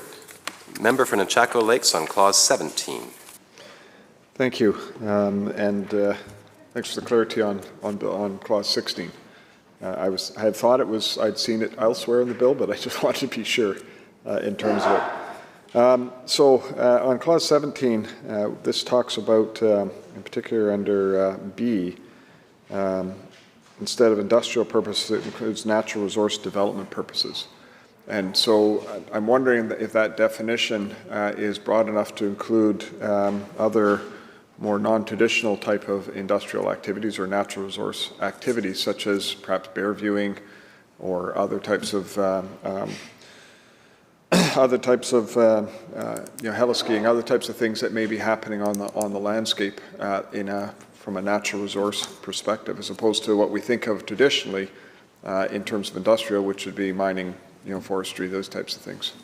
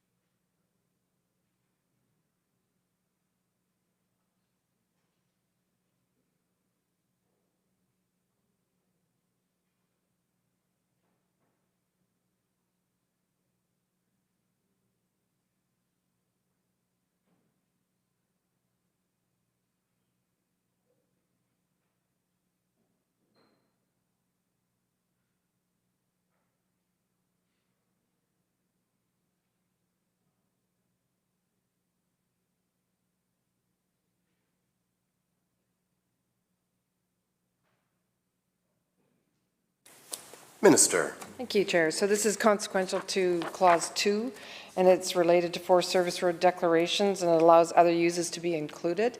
And it's defined in Section 45, where it says natural resource development purpose in relation to a road means use of the road for any of the following purposes: developing a natural resource other than timber, transporting a natural resource other than timber, transporting equipment, materials, or personnel associated with an activity referred to in paragraph A and B, which is, go back and look at this. And it also allows us by regulation to consider others that could be considered if it's a fairly broad clause. Member. Thanks for that. And so just to confirm, those other uses that could be in consideration could be sort of non-traditional uses we think about from a forest activity on the landscape. Minister. Yes, through regulation. Yeah. Shall Clause 17 pass? So ordered. Shall Clause 18 pass? So ordered. Shall Clause 19, oh, I see two. Who's the first? Oh, we'll go to Caribou Chilcotin. How's that? Come on down, member. Thank you, Honourable Speaker. Just with respect to 1B, my question is, does this amendment refer to all roads being deactivated?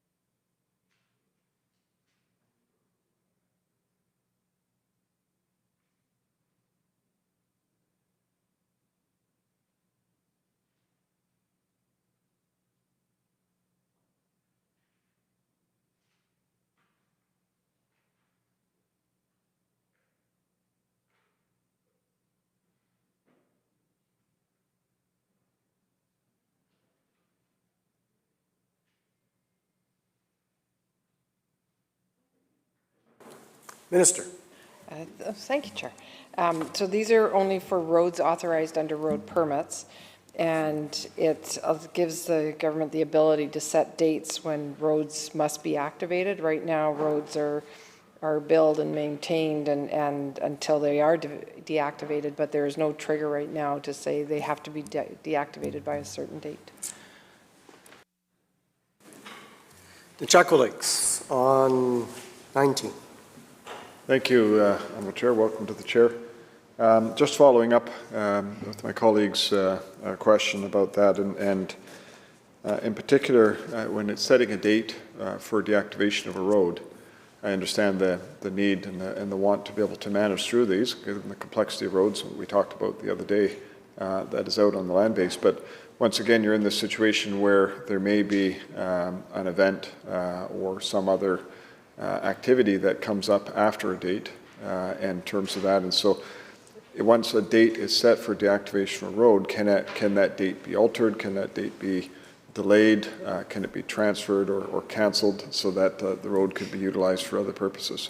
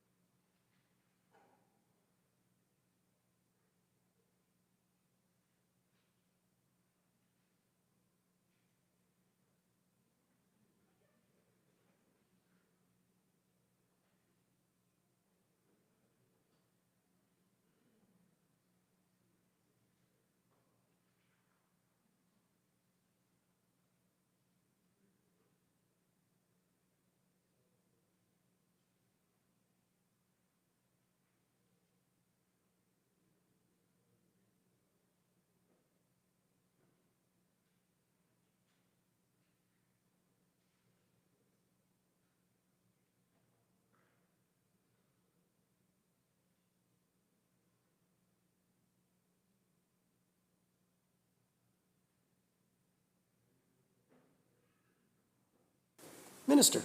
Thank you, Chair.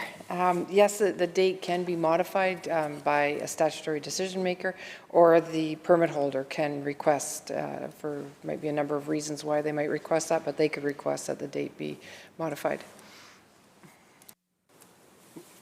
Member. I'm going to do one follow-up to my colleague, instead of going back and forth, I suppose. Thank you to the Minister. Thank you for that. And I'm just, we talked about this in previous sections, but I want to raise it again, which is this issue of where you have roads that access areas, often it opens up opportunities, whether it's for First Nations to be able to carry out their rights, accessing resources in particular areas, or for others that may want to access, whether that's for tourism or other values. So at what point, once a deactivation date has been set, at what point is consultation required in order to be assured that there isn't other uses that might be of an interest to that particular road?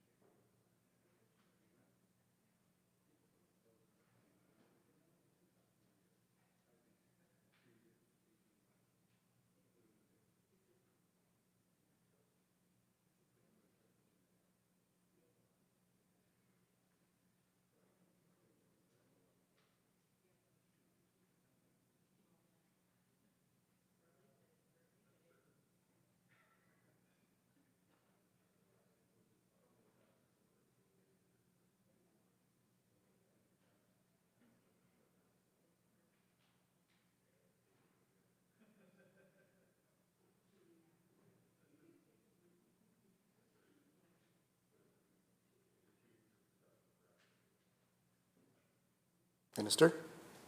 Thank you, Chair. So the establishment of the date of deactivation is done through the landscape planning process. And the road permit holder has to notify government when they intend to deactivate. And then it also that provides a process for other considerations to determine if there are other needs of the road. Garble Chacon. Thank you, Honourable Chair. I guess maybe a bit of a follow-up on what the member just asked, and also on the original question that I asked. Under 1B, it says authorize the holder to use, maintain, and deactivate the road. Then under 1.1b, it says it says it may do one or more of the following: specify the date by which the road must be deactivated. My question is, might some of these roads be left open, or will they be deactivated?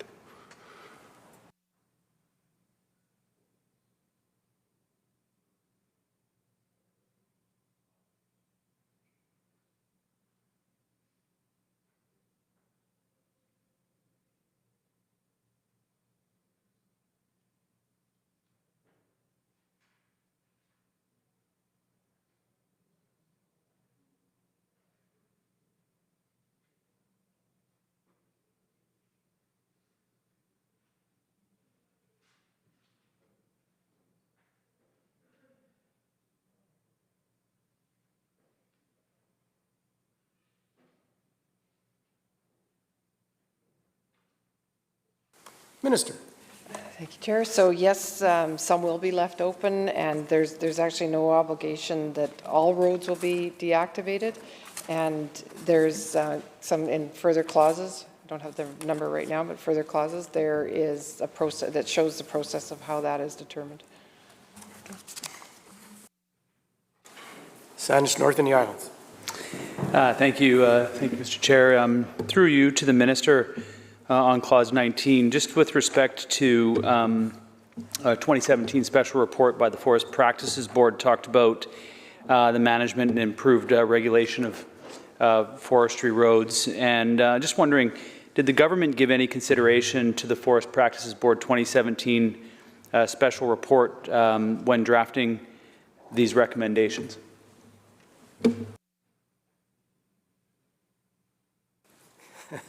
Minister. Yes. Knew that was coming. Sandwich North and the Islands. Thank you. Mask was barely on.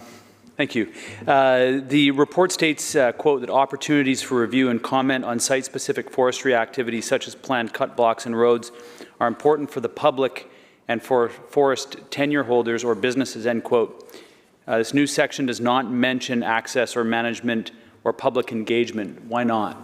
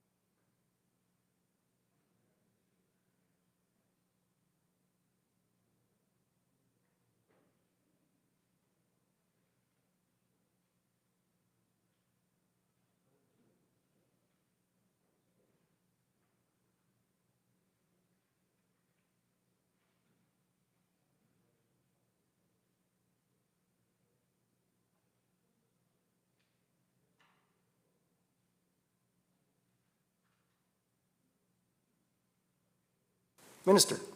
Thank you, Chair. So the access management plan would be done as part of the forest landscape plan, and the board actually supports this, and it's also done to manage the expectation of the public and Indigenous nations.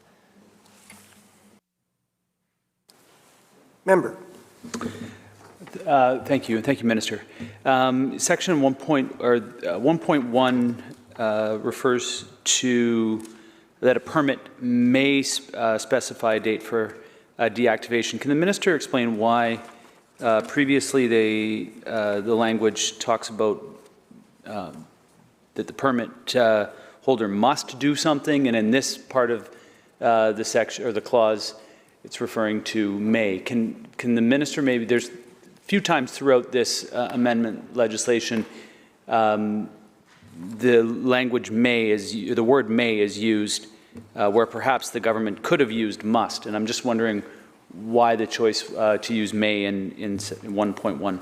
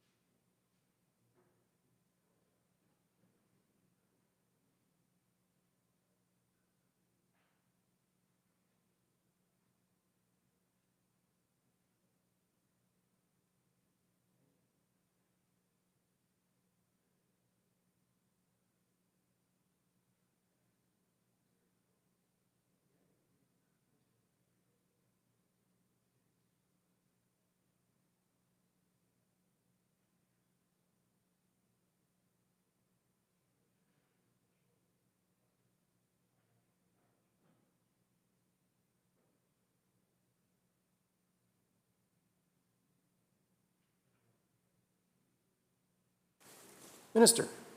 Thank you, Chair. So it provides the ability to have a road permit holder to use the road without deactivation. An example of this is if the government could have a long-term plan for road usage that flowed from the forest landscape plan.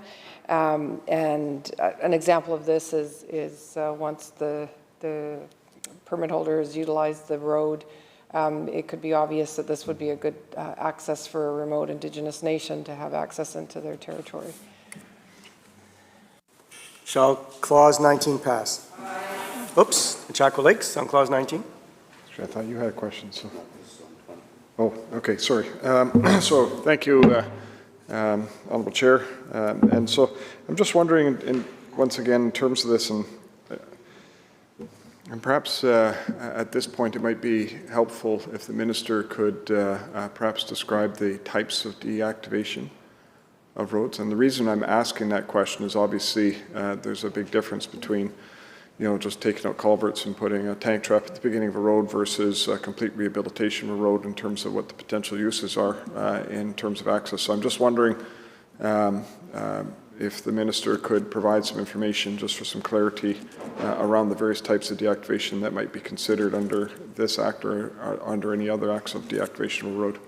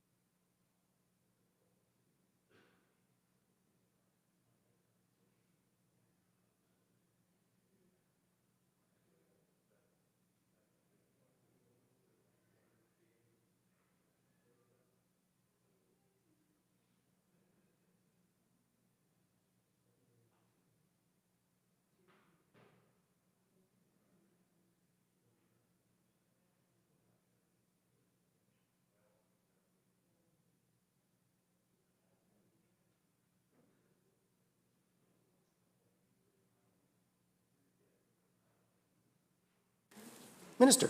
Thank you, Chair. So there's 4 different levels of deactivation. There's deactivation to create no access that can't be utilized.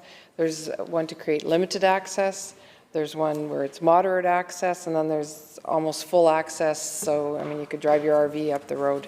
And it's all based on risk and use. So if there's a high environmental risk or there's risk for public safety, that's full deactivation or debuild. To we're just removing a culvert so people could still access it with their quad or walk up it so that it's still accessible in that way. So there's different levels of accessibility. Chaco Lakes.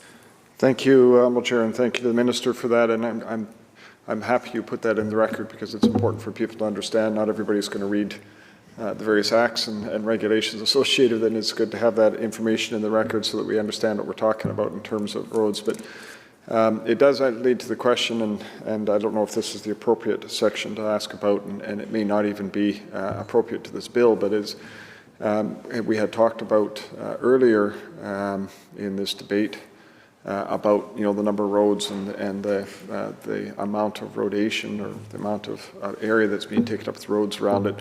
And so does this act or through the forest landscape plans, getting better at it, does it contemplate looking at how much of an area is actually impacted by roads and trying to reduce that amount of area in terms of I guess a level 4 or high level deactivation, trying to reclaim those parts of the road and putting them back into the working land base?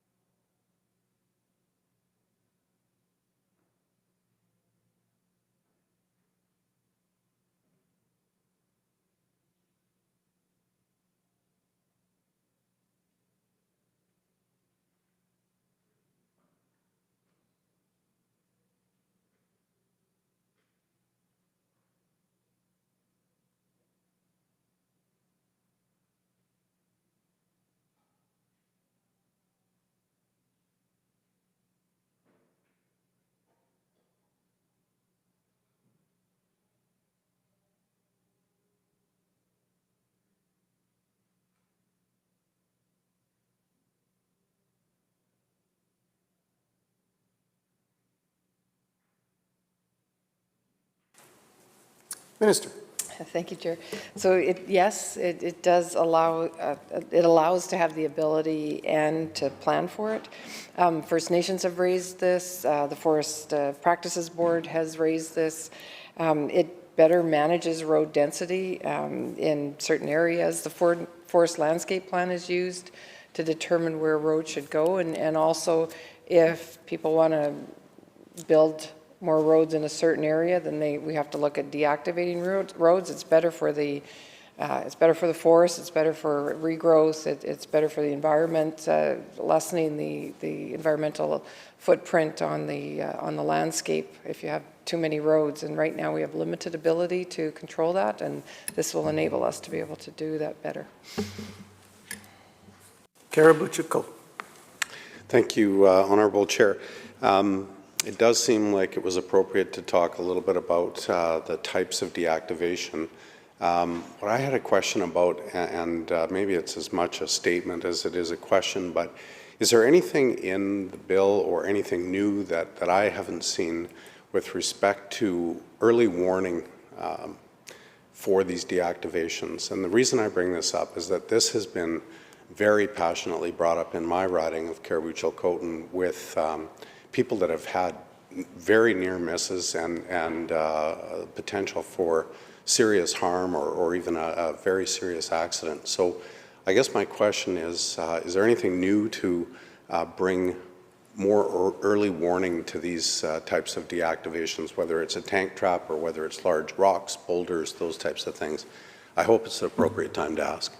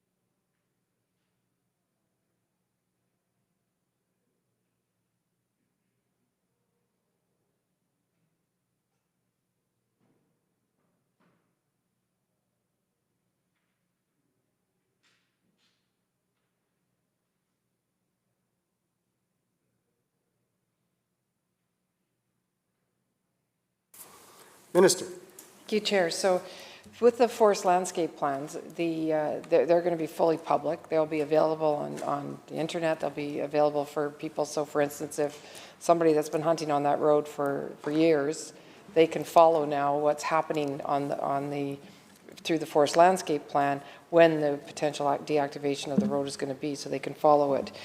So it will be web-based, and then the road permit, the permit holder informs government around when they're going to deactivate that, and it'll be web-based so that people can access that.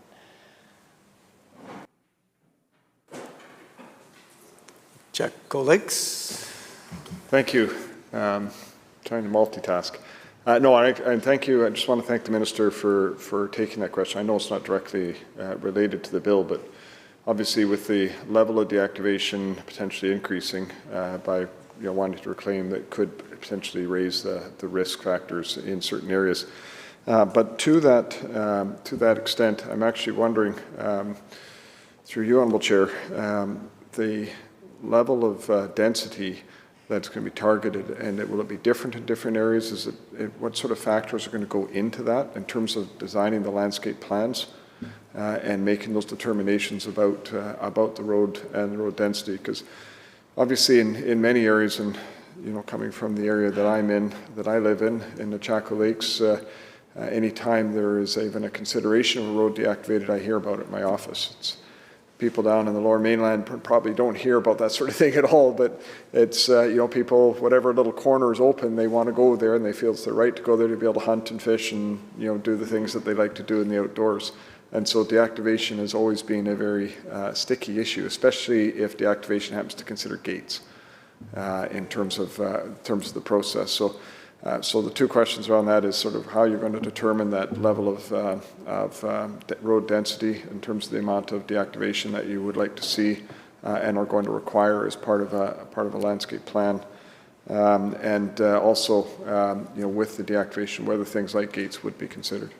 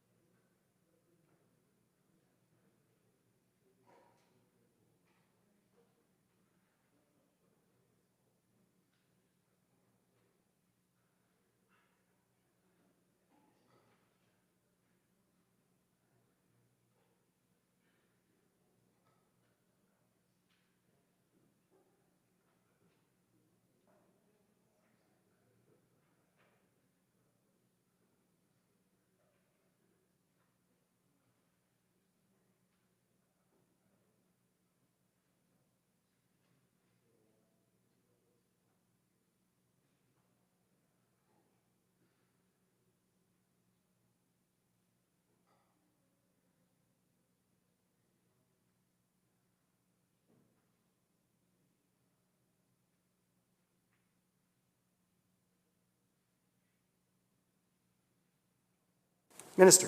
Thank you, Chair. So yes, it's different in different areas, and priority is with public safety.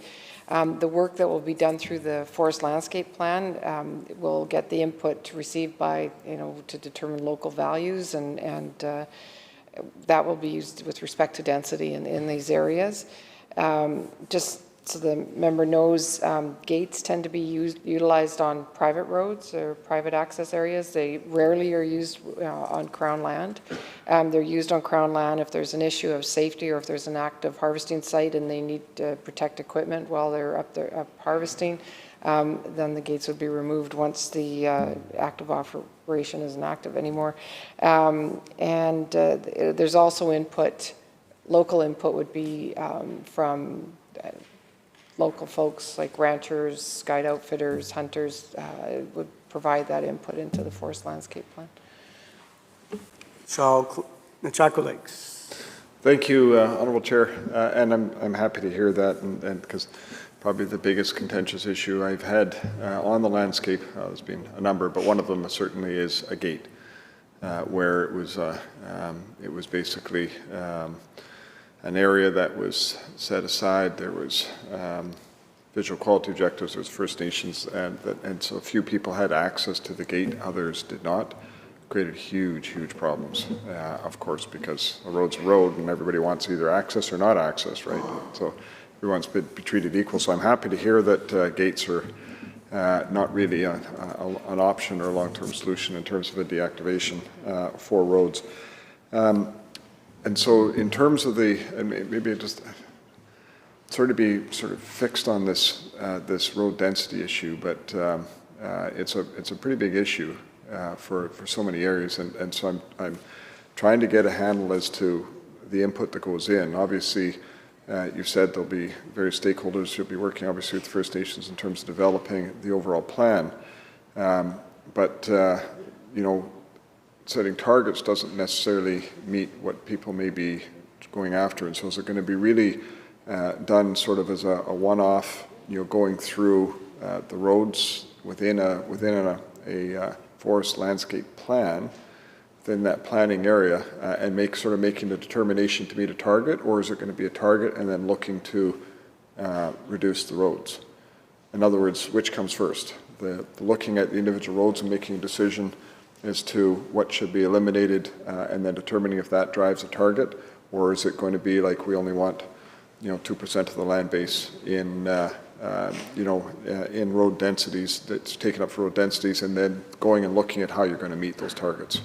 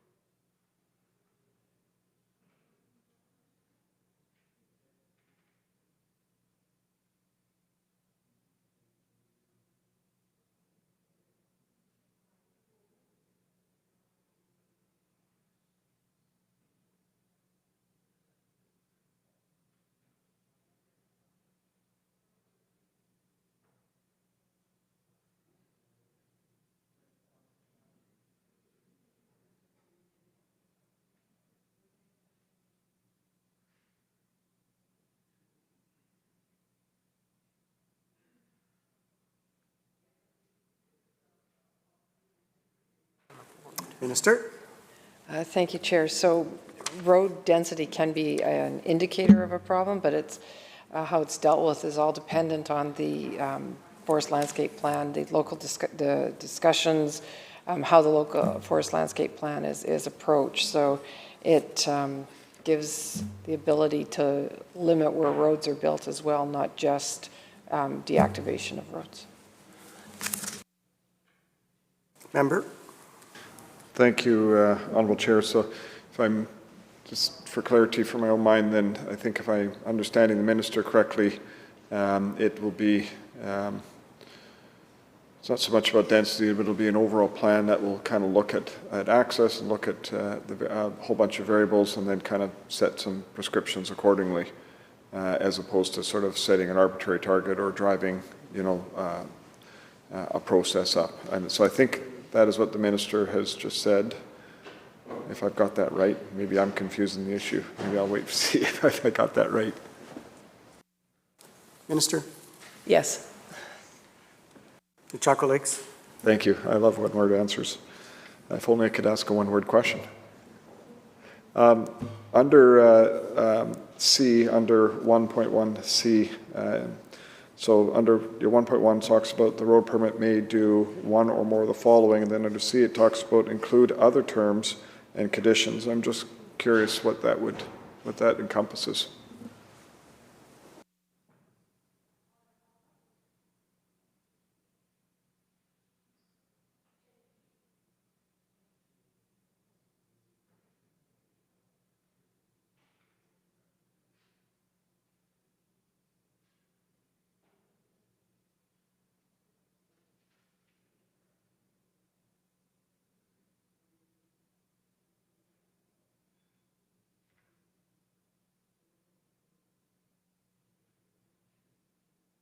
Minister?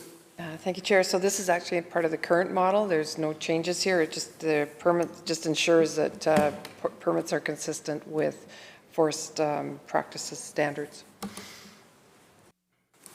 Member? Thank you, Honourable Chair. Like I say, I was just checking to see, when I looked at it, that I always kind of think if there's something else that's being thought about. And so the last question I've got just in terms of this, and it's not so much directly about the deactivation road, but it's really about land that comes back into the land base that is deactivated. I mean, is it one of the, when I was a consultant and used to do lots of mapping and looked at the level and number of roads and the area associated with the roads, obviously they became a pretty significant portion of the land base over time.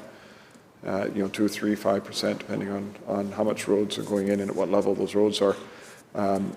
Historically, back at least in the day when I used to be involved on the forestry side, very few of those things roads were ever reforested, whether they're rehabilitated and reforested. And so I'm wondering if there will be targets associated with reforestation and putting land back into production associated with deactivation and landscape planning.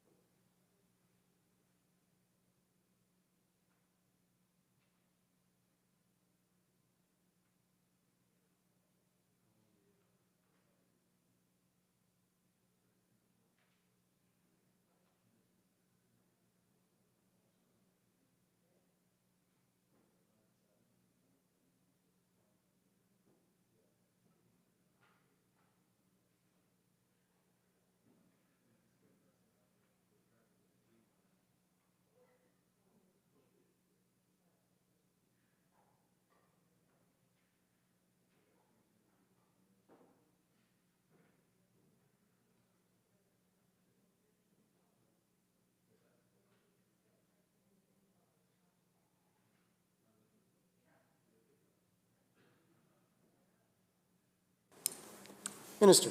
Thank you, Chair. So it is again dependent on the forest landscape plan and the values of that plan. And if it is in the forest landscape plan to rehabilitate these roads, then it needs to be done. Some areas it's easier to do than others. They are doing it right now up in the northeast part of the province. Shall Clause 19 pass? Aye. So ordered. Shall Clause 20 pass? Aye. Carrible-Chilcotin on 20. Thank you, Mr. Speaker. Question I have here is something that came up earlier. We talked about the use of may and must, and this seems to contradict, correct me if I'm wrong, what I heard earlier, that some of these roads may be left open. Now, it does refer to prescribed circumstances, so I would like to hear what those prescribed circumstances would be, but here it says the holder of a road permit must deactivate a road authorized under the road permit by the early, and then lists a number of things. So again, I just want to try to seek some clarity around what those prescribed circumstances might be, if I could get that.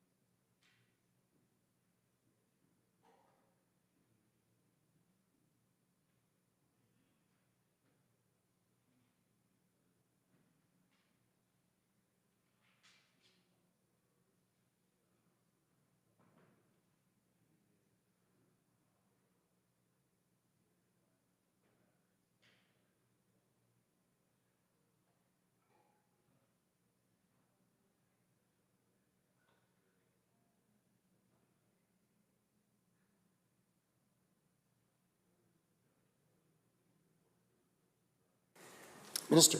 Thank you, Chair. So this is only for when there is an obligation on a permit holder to deactivate a road. So this clause can relieve that for government might need it for other options, as for instance, an alternative active road for wildfire mitigation, for example. So this is an enabling clause. Shall clause 20, Chaco Lakes on 20? Thank you. Once again, as the minister just said, this is about roads that are scheduled or will be deactivated. And I'm just wondering once again about that consultation process, whether that is, and I keep coming back to this because as roads get deactivated, as things happen on the land base, there are sometimes changes of perspectives versus when an original plan was put in place. So is there that process of consultation, is that also going to be part of this sort of a process, or this the deactivation of these roads?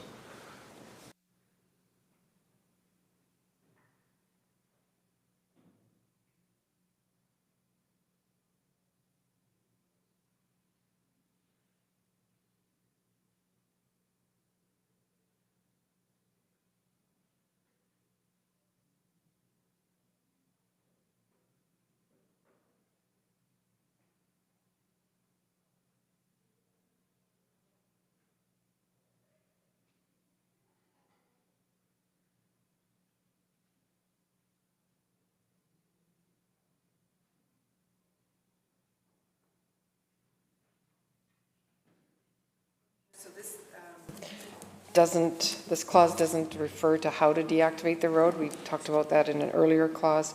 This is just for the obligation where the permit holder has to deactivate, and in certain circumstances we do not want them to deactivate. That's what this is about. Member? Thank you, Honourable Chair, and thank you to the Minister for that clarity.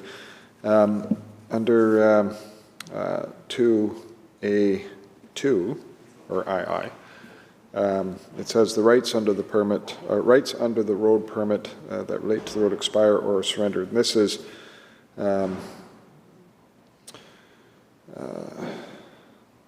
except in prescribed circumstances, the holder of a road must deactivate the road. And I'm just wondering, how is it that the rights under the road, or perhaps you can describe what those rights are, that would expire without the permit expiring?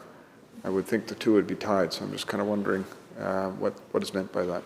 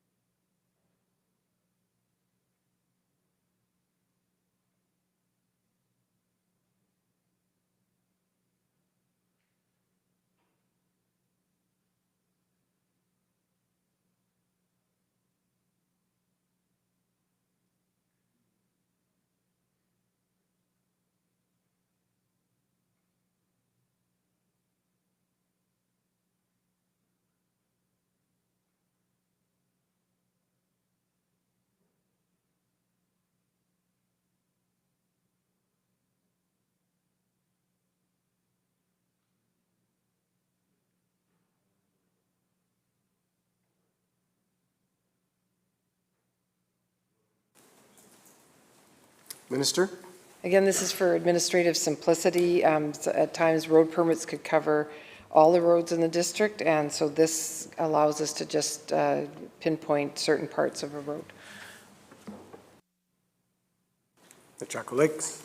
Thank you, Honourable Chair, and sorry, I'm still a little confused I'm not quite sure how, like I say, how the rights expire before the permit expires. Or are we talking about, and maybe I should ask it from this perspective, from the Minister's answer, is she talking about if there is a permit that covers a broad area, but there's rights on end of that permit for a specific road, and those rights expire? Is that what the Minister is talking about?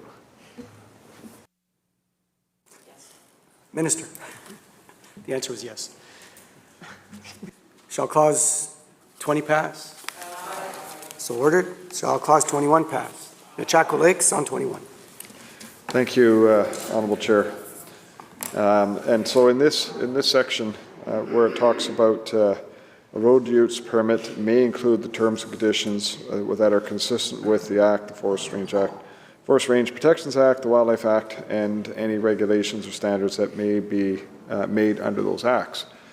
I'm just curious, in terms of when you're engaging with First Nations and having the conversation around these, the terms and conditions, there may be issues that brought forward which may not be consistent with the underlying acts, as the acts may either not have been updated to UNDRIP, or there may be other things that they have in consideration. And so I'm just wondering how those First Nations interests would play out in relationship to the conditions under the other acts.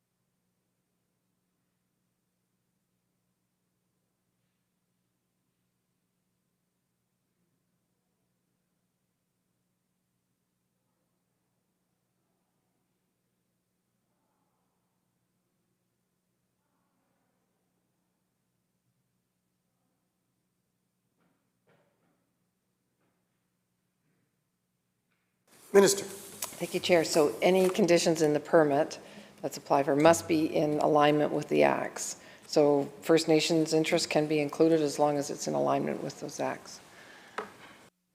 Chaco Lakes. Thank you, Honourable Chair. That's interesting, and I appreciate the Minister's answer on that, because I was wondering about how the priorities would line up if there was an interest by a First Nation that did not line up with one of the acts, and how that would be handled in terms of priority. And so if there is one of those conflicts, I think if I heard the Minister right, that the acts have the final say in terms of what the priority should be. But if there is an issue where First Nations interest may vary from what the Act requires, how would that friction or dispute be handled?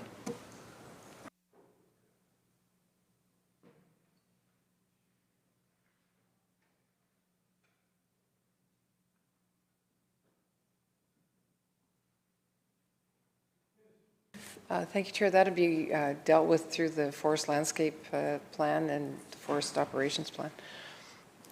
Chaco Lakes. Thank you, Honourable Chair. And when we get to Section 34, I think it is that we'll be talking about how that dispute resolution process takes place. But I'm thinking about this not from the broad planning level, but we're talking about specific deactivation. I believe in the section where it says road use permit may include terms and conditions that are consistent with the various acts. And so I'm just wondering, you know, if a First Nation comes in and says for a road use permit or deactivation thereof, if there is a condition or an interest that is not consistent with the act. Does all of that then have to be dealt with in the initial overall planning, or is there flexibility to be able to deal with things as they come up, you know, through various interests?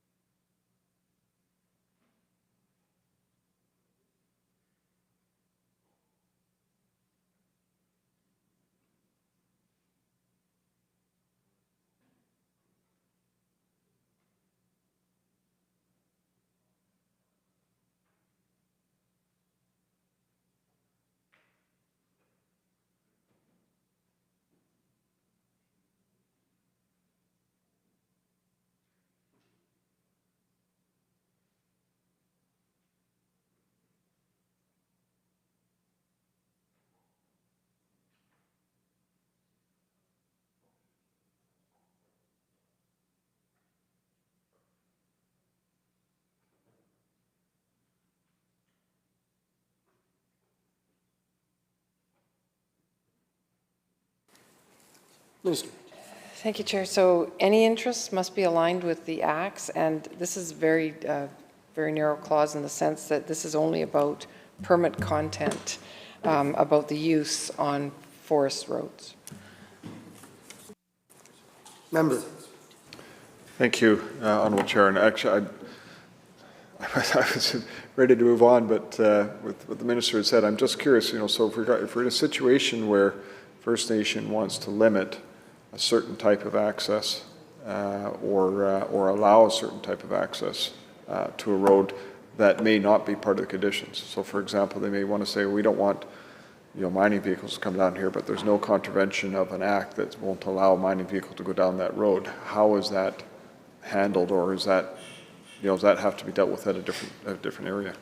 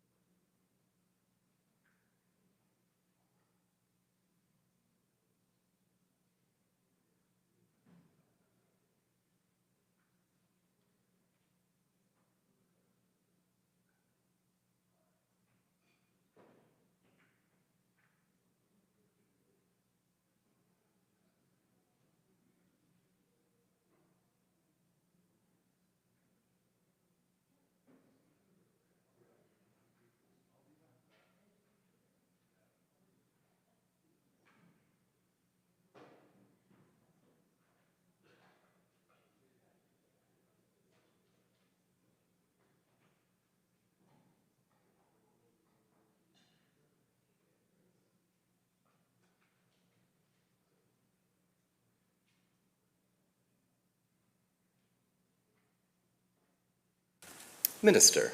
Chair, thank you.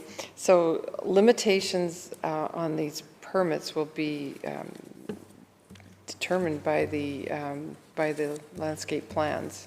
And again, this is just for use on, industrial use on forest roads. Shall Clause 21 pass? So ordered. On Clause 22, member for Nechako Lakes. Thank you, Chair. May I ask for a brief recess? Thank you, you may, and that wish will be granted. This House shall be in recess for, let's say, 5 minutes, and we'll see you soon.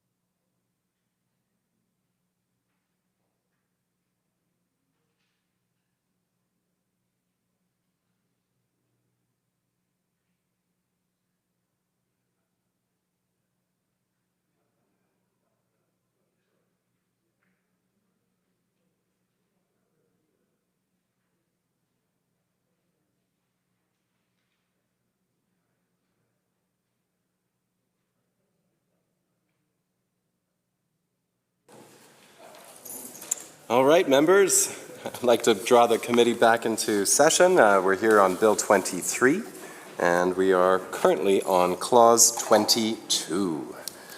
Recognizing the member for Caribou-Chilcotin on Clause 22. Thank you, Honourable Speaker. By being able to declare a road on Crown land as a Forest Service road, will the ministry be complementing this responsibility with any new investments or more money for the maintenance of those Forest Service roads?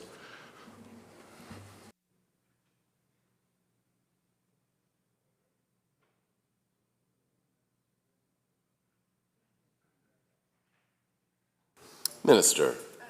Mr. Chair, and that is not identified anywhere in this bill, and that would be dealt with in a separate budgeting process. Member for Nechako Lakes. Thank you, Honourable Chair.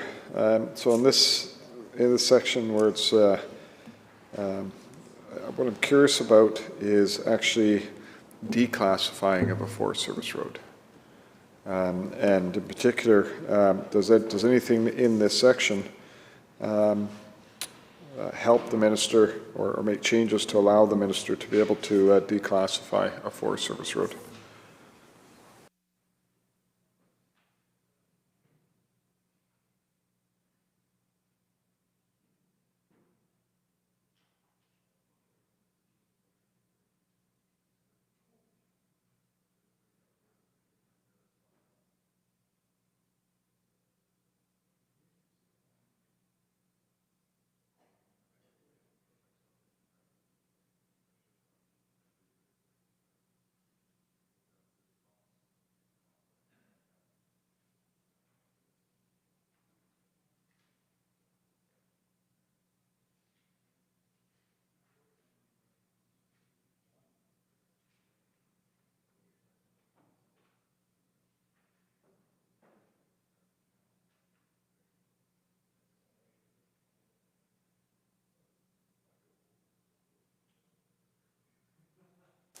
Minister. Thank you, Chair. So, yes, this allows government to declassify Forest Service roads if it becomes a highway, for instance, or a road under a different permit, for instance, oil and gas. Member. Thank you, Honourable Chair. So if this does help, that's so, okay. So those the minister mentioned the two cases. You know, if it becomes a highway or a road under a different act, such as oil and gas, and as part of the densification issue, and I'm just thinking about primary Forest Service roads as areas. As companies move on away from a particular area, the need for a Forest Service road may not be required. It may be downgraded, potentially, depending on the level of activity. And I'm thinking about that particularly in terms of areas that are heavily hit by pine beetle, for example, where companies aren't necessarily going to be going in there frequently, if at all, for a number of years. And so through that process of potentially deactivating or declassifying a Forest Service road, I mean, is that something then that would be considered under a forest landscape plan?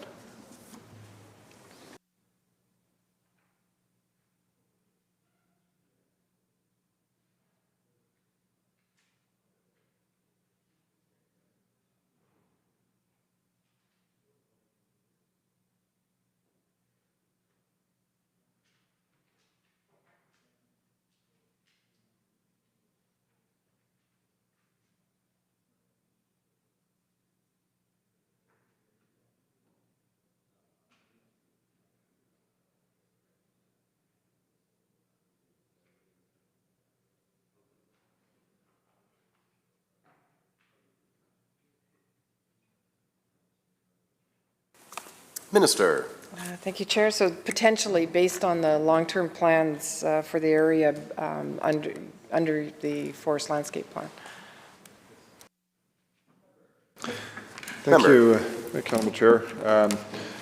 And so just because there is that potential, I have to ask the question because there are people that live in very remote areas and rely on the access of Forest Service road in terms of being able to have that reliable access. And of course, if a road is downgraded from a Forest Service road, that means there won't necessarily be the maintenance of the road, whether it's winter clearing or other types of things. And so I'm just wondering how the interests of individuals that may be required to access Forest Service road to be able to access their land are considered as part of the decision-making process of the classification or declassification of the Forest Service road.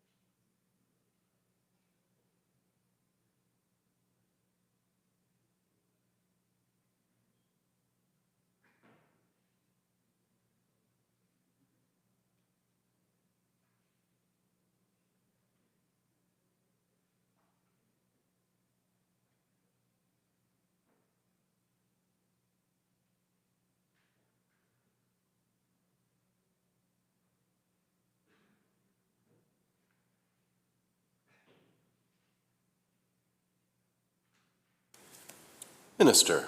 Thank you, Chair. So there's approximately 60,000 kilometres of Forest Service roads in BC. Of that 60,000 kilometres, approximately 14,000 kilometres are roads that provide access to communities or recreational opportunities.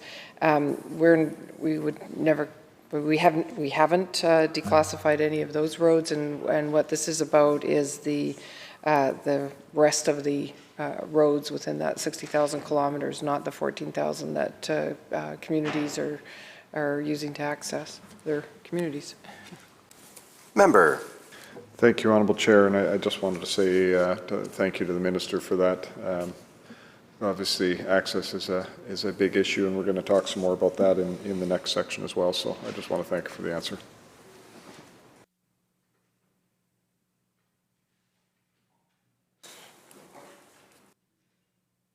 Are we good? Shall Clause 22 pass? Aye. So ordered. Clause 23, Member for Nechako Lakes. Thank you, Honourable Chair. And as I was reading through this section of the Act, one of the questions that came up to me was this issue of private land and access to private land. And so I'm curious about this particular section and whether or not there is any potential impact from decisions here on access to private land.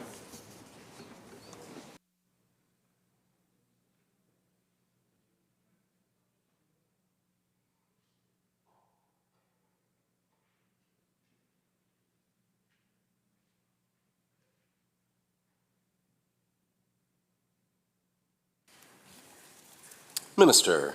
Yes. Thank you, Chair. No, this clause just improves clarity by removing an out-of-date reference to a designated ministry employee who's responsible for the preparation of explanatory plans, as that practice no longer occurs. Member. Thank you, Honourable Chair.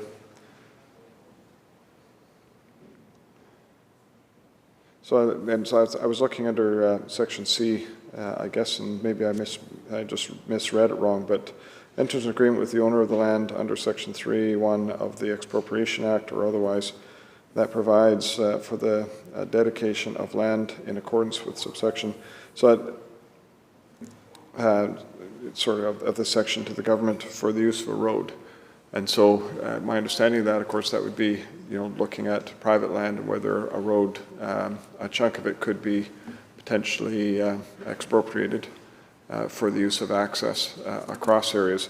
But then again, when I'm looking at that, of course, there's the possibility, as we talked about in the previous thing, of the requirement to deactivate these roads in terms of it. And so that's why I was asking specifically about access to land and the requirement or the need to consider that access.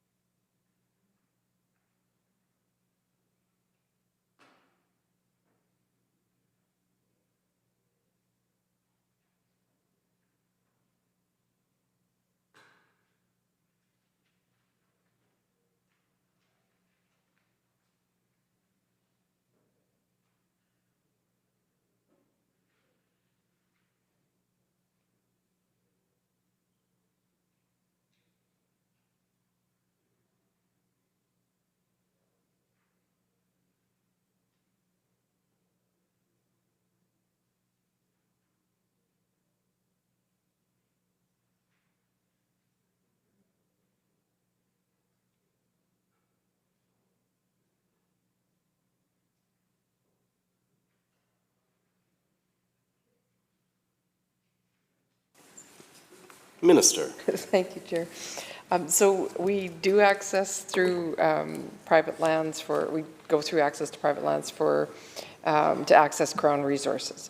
And we tend to use statutory right-of-ways agreements with private landowners, and there's two ways we do this, either an outright purchase or a lease. We come to these agreements with negotiations with the private landowner. If we can't arrive at an agreement in very exceptional circumstances, we might use expropriation, but this is rarely used. Shall Clause 23 pass? Aye. So ordered. And Clause 24 pass? Aye. So ordered. Shall Clause 25 pass? Aye. So ordered. Shall Clause 26 pass? Aye. So ordered. Shall Clause 27 pass? Aye. So ordered. Shall Clause 28, member for Nechako Lakes on Clause 28. The groan goes up across the head. His opposition wakes up again to ask another question. I appreciate you, Hoover, as we go through this work. Obviously, this work can be very tedious at times in terms of going through details and trying to understand exactly the intent behind the bills, the various clauses of the bills. So I appreciate the opportunity for a little chuckle as we go through these things section by section as well.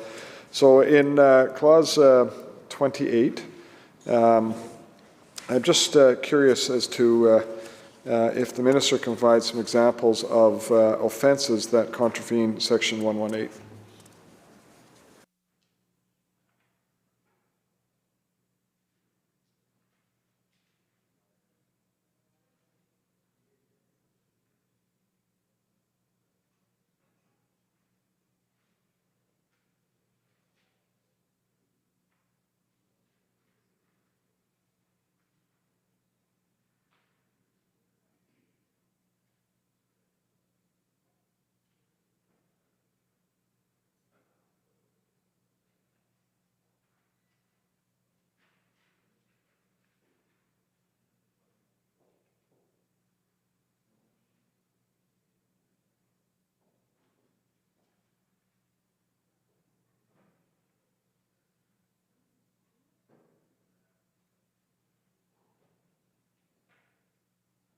Minister.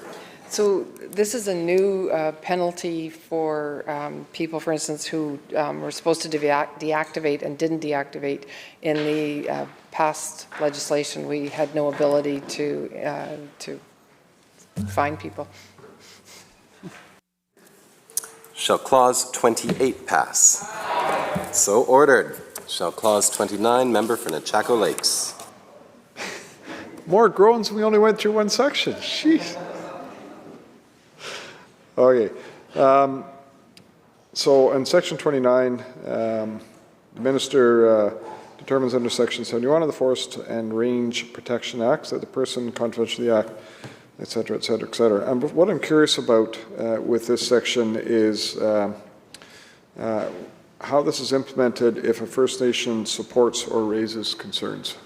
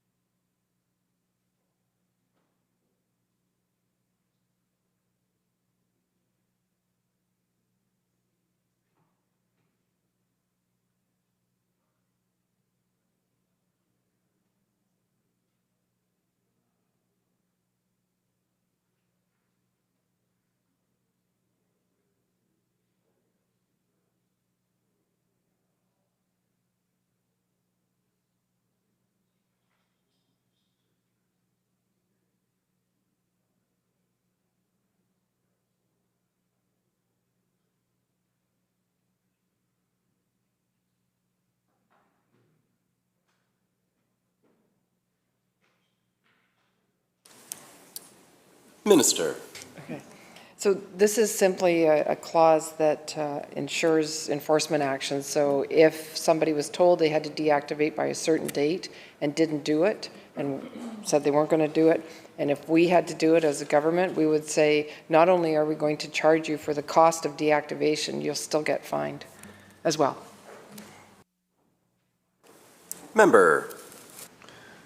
Thank you. And that's why I was just curious in terms of, you may end up with, First Nations company or something else that may be in this situation with this, and which is why I'm wondering how the role of the shared decision-making comes with something like this, or whether that's even relevant.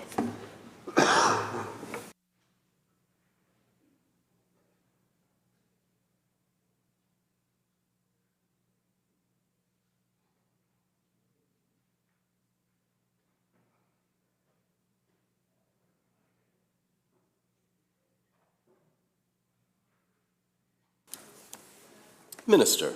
So, thank you, Chair. So this refers to is specific to tenure holders who meet the obligations of deactivation, who don't meet the.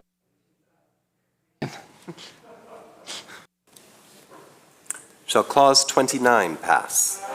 So ordered. On Clause 30, member for Nechako Lakes. Thanks. And I just want to start off, and I'm trying to understand this a little bit. So the adding of the definition, the area of catastrophic damage. Can the Minister just provide some details on what exactly that would encompass?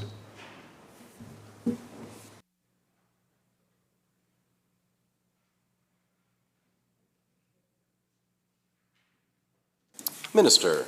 So an area of catastrophic damage, it's a term that's necessary for the effective functioning of the provisions in the Forest and Range Practices Act for managing activities related to catastrophic damage due to wildfire and other natural events. Member. Thank you. And so are these areas are defined as part of a landscape level plan? So it's that, if there's a landscape that has an area that's seen catastrophic damage, whether it happens to be a slide or a fire or whatever the case may be, that then is classified as part of this. But obviously there could be events that happen over the 10-year life of a plan. And so is that those areas then would become part of that as part of classification of a landscape plan, or is it once it's sort of in place, is it set from the beginning?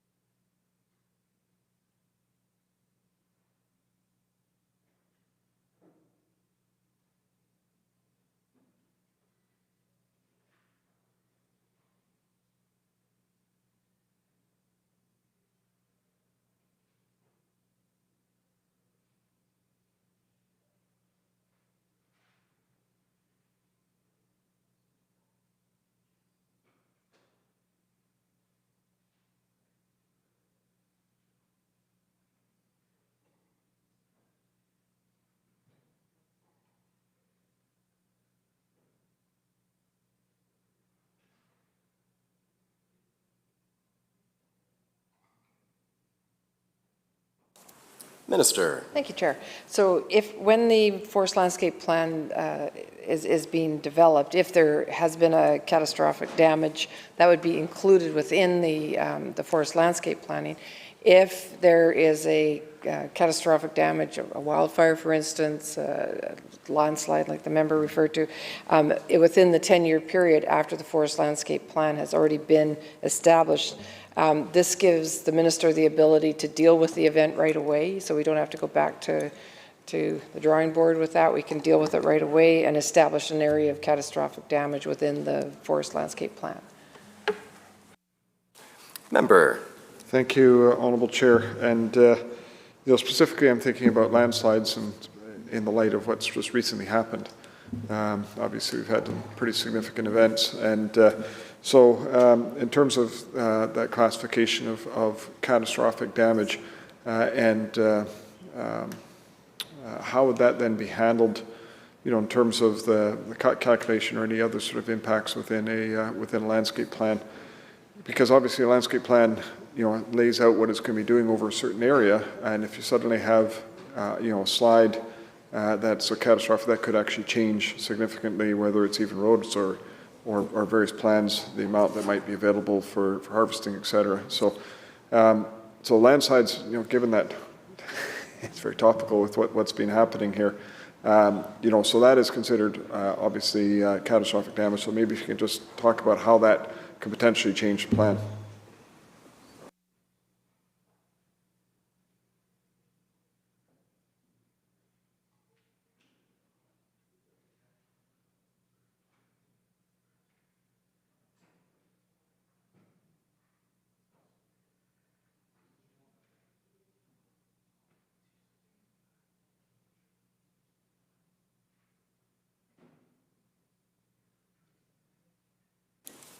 Minister. Thank you, Chair. So for instance, what the member is referring to, if there was a slide that took out the road work that was being done, then the minister would have the ability to say this is there's been catastrophic damage caused, and would be able to implement decision right away, to be able to deal with it right away, to make sure that it was taken into consideration as part of the forest landscape plan, and could amend that plan appropriately.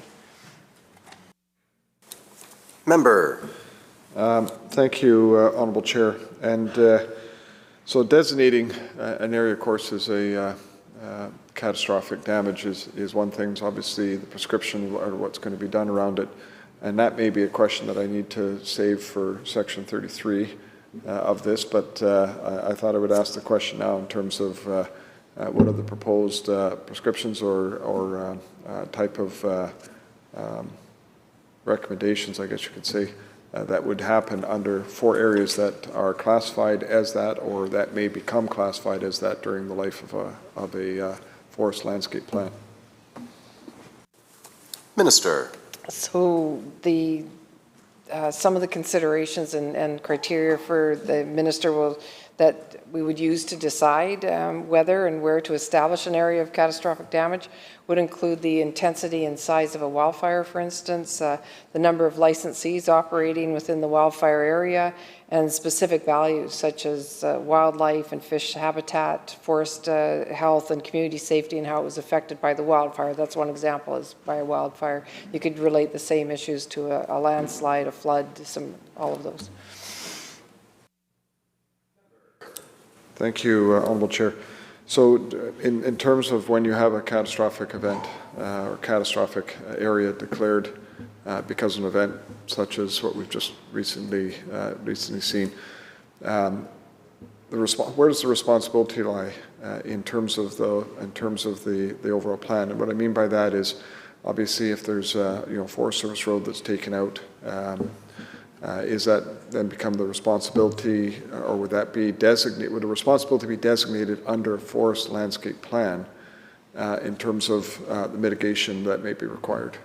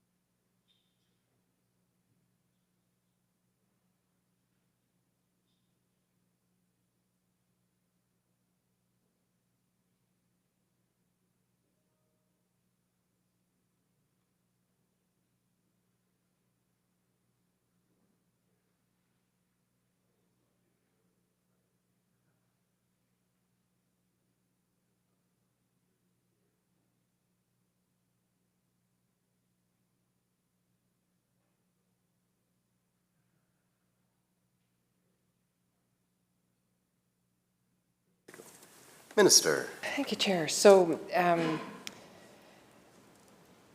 once there's a catastrophic issue or situation like wildfire slides, as the member referred to, this establishing something as an area, as a catastrophic area, it alleviates following the requirements of the first forest landscape plan while this is an emergency, because we have other emergency planning processes to deal with that, for instance, under the Wildfire Act. So once the emergency is dealt with, then it goes back to the forest landscape plan to carry on the work that needs to be done. But this just it alleviates those requirements under the forest landscape plan while there is a catastrophic area that's been identified. Member. Thank you, Honourable Chair. Just so I've got it clear in my mind, I believe what I heard the Minister say was, so when there's a catastrophic event, the requirements under a landscape plan or the requirements in there are suspended, if you might want to say that, until the issue is dealt with. And then once the issue is dealt with, it comes back under the landscape plan in terms of requirements under a catastrophic area. Is that what I heard the Minister just say?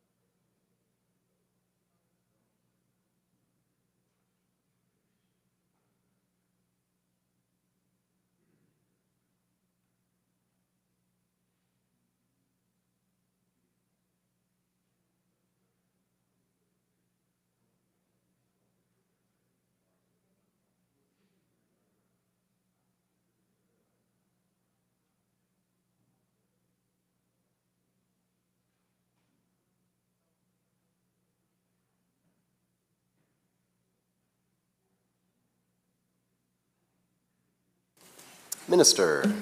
Okay, thank you. So relates to the obligation under the Forest Landscape Plan to reach free grow, where trees get to a certain size. And while there's an area of catastrophic damage that's been identified with fires. And in that process, if this happens, other emergency planning processes deal with it, such as the Wildfire Act. Member. Thank you, Honourable Chair. So specifically what okay, so we have the other plans that deal with it when you have a fire or you have a landslide or, you know, some sort of flooding event or some sort of catastrophic event. Once that event is over, then I'm assuming we go back to the Forest Landscape Plan in terms of the requirements. Who has the responsibility for the mitigating of the damage, whether that be, you know, a road or whether that be a, you know, an area that needs to be reforested or, you know, the site prep in terms of slope stabilization, all that kind of stuff. So we've identified an area. I understand identifying the area that's called a catastrophic area, but I'm unclear about that responsibility, whether that falls under the Forest Landscape Plan or whether that is outside the area. And if it is outside the area, then what is the sort of purpose for classification of this catastrophic area under a landscape plan?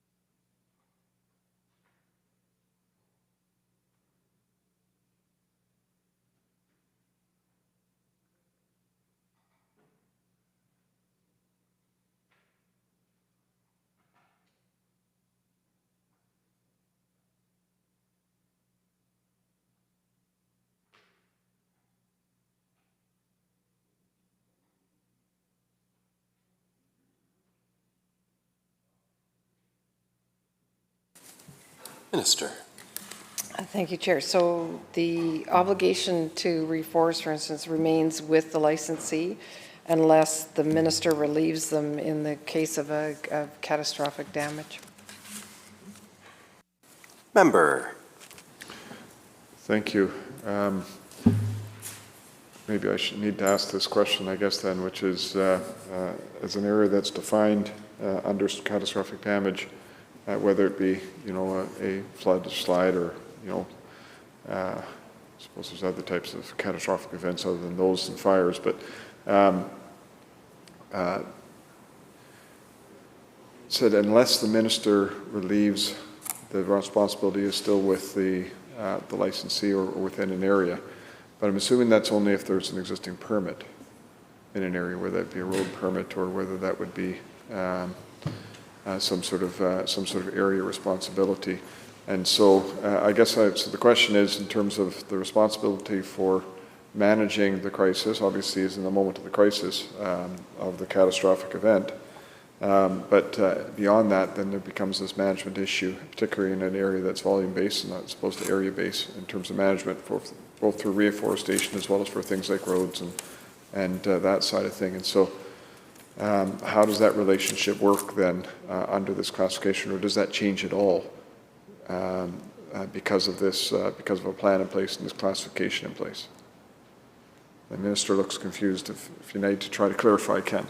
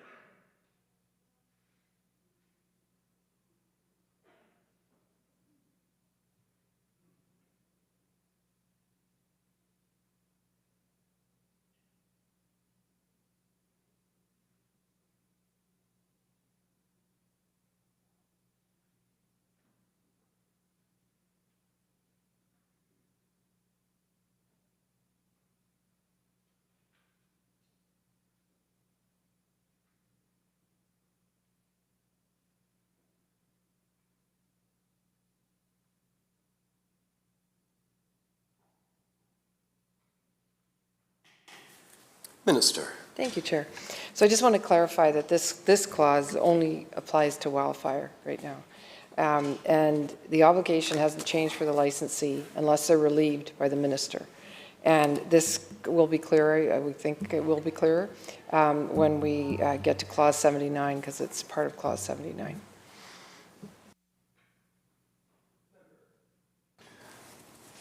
Okay. Clause 79 is a long ways away in terms of the section. So, okay. So that's silviculture. So that still leaves me wondering, through you, Honourable Chair, to the Minister, just in terms of this classification. So we're talking about other types of disasters, and so is this now limited in terms of if I'm hearing what the Minister just said, the area of catastrophic damage is limited to wildfires only in terms of an area? So even though you may have a very broad event that may happen from a slide or something like that, I think the Minister just said for this area of catastrophic damage is limited just to wildfire. So perhaps I could just ask the Minister to confirm that.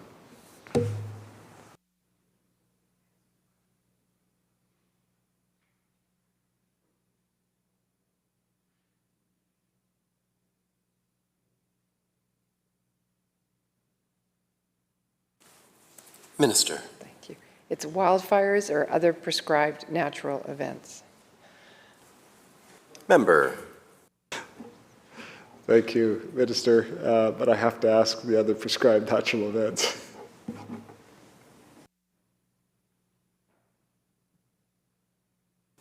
Minister. Those will be in regulation. Member. Thank you, Honourable Chair. Okay, I guess I can wait for the regulations. It can be like Christmas. We'll open the present, find out what's included and what's not included. And so then I'll just ask the question around area catastrophic damage. So it's an area designated under section 108.2 as an area of catastrophic damage. And I'm curious then, the purpose of designating an area under a forest landscape plan.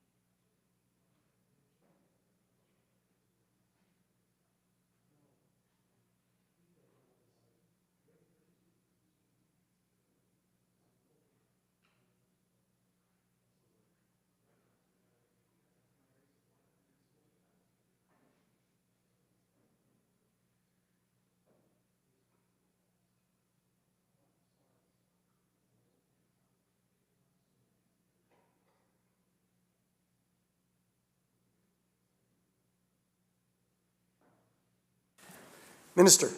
Thank you, Chair.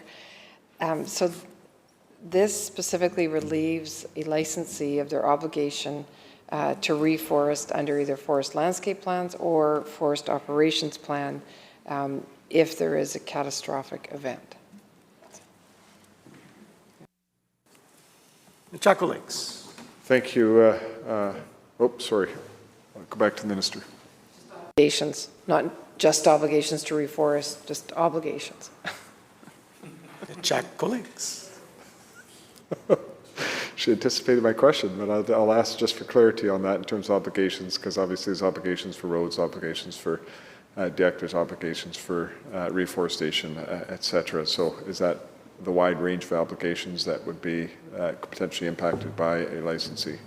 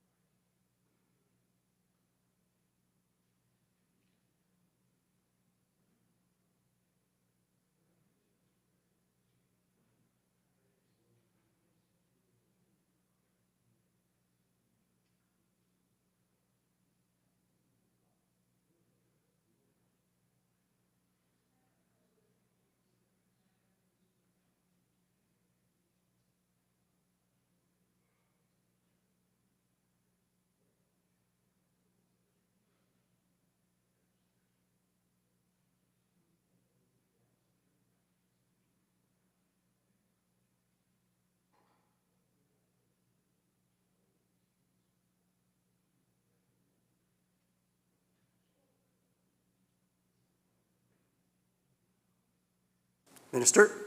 So this, oh, it's stuck. So this is all about obligations to establish a free-growing stand, and this will become clearer when we get to clause 79. Chuckle Lakes on clause 30. Thank you. Okay, I think I've got that understood. So it doesn't involve access or these types of things associated with it. Okay, so moving on to the second definition, a forest landscape area. I'm just wondering if it says forest landscape, in relation to a forest landscape plan means the area of landscape specified by the plan as a forest landscape area. And so I think I started off in some of the early questions before we kind of got into going clause by clause around what a landscape plan could cover in terms of areas and the various types. So is it going to be, timber supply areas? Is it going to be broken down into smaller areas? Could it be aggregate of areas? How will that be determined in terms of a forest landscape area?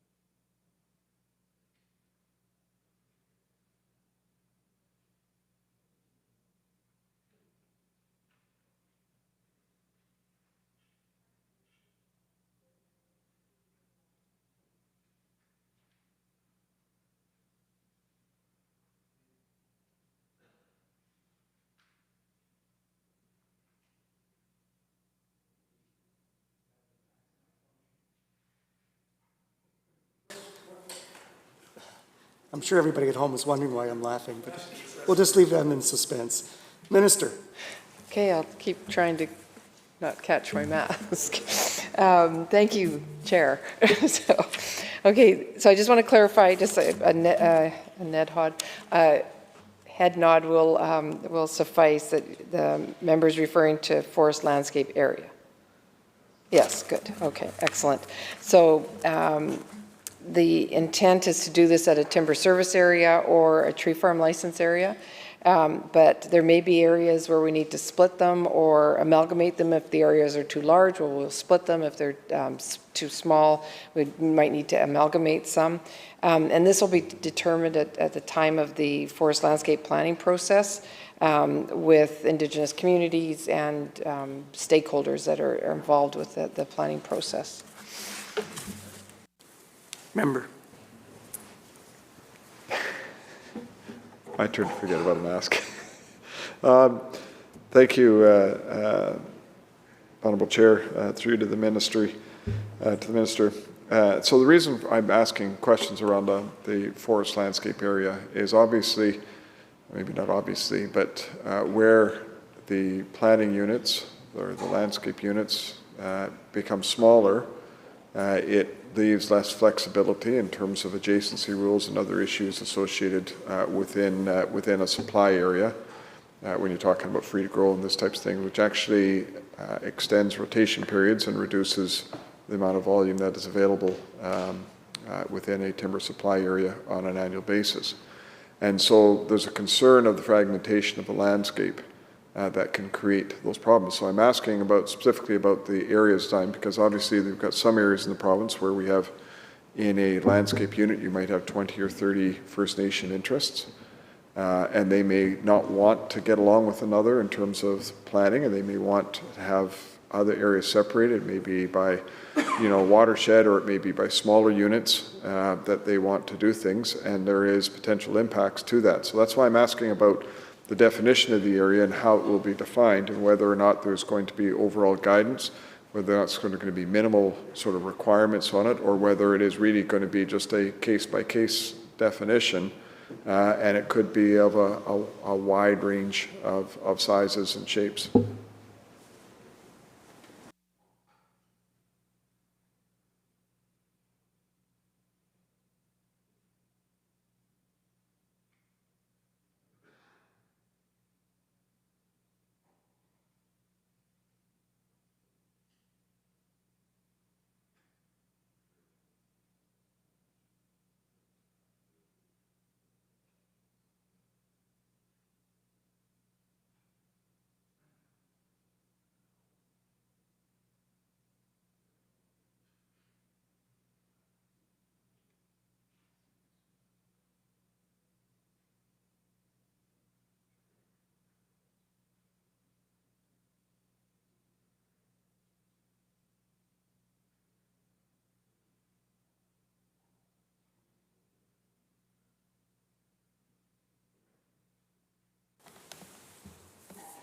Minister.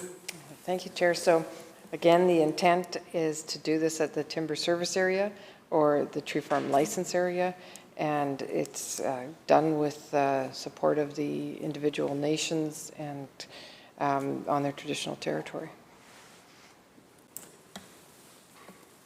Member. Thank you, Honourable Chair. Okay. That certainly raises a few concerns for me, just in terms of the size and potential fragmentation that you could end up with. And I know, I trust the Chief Forester's office will do the best they can in terms of minimizing what some of those fragmentations will be. But obviously, some of those discussions with individual nations could be challenging, particularly when you've got a situation in my riding, for example, where you might have Yukutji that may want an area or the surrounding nations, like Lake Babine Nation or others, that may not want Yukutji included in an area. And so you're going to end up with these friction points that are going to happen as you have these discussions. And somebody ultimately is going to have to make a decision when you have these friction points as to where a landscape level plan should be applied. So that's why I'm asking specifically about the areas and what could be included. In some areas of the province, there are rather large community forests. In some areas, they're not that large. Could things like a community forest be considered a landscape level area?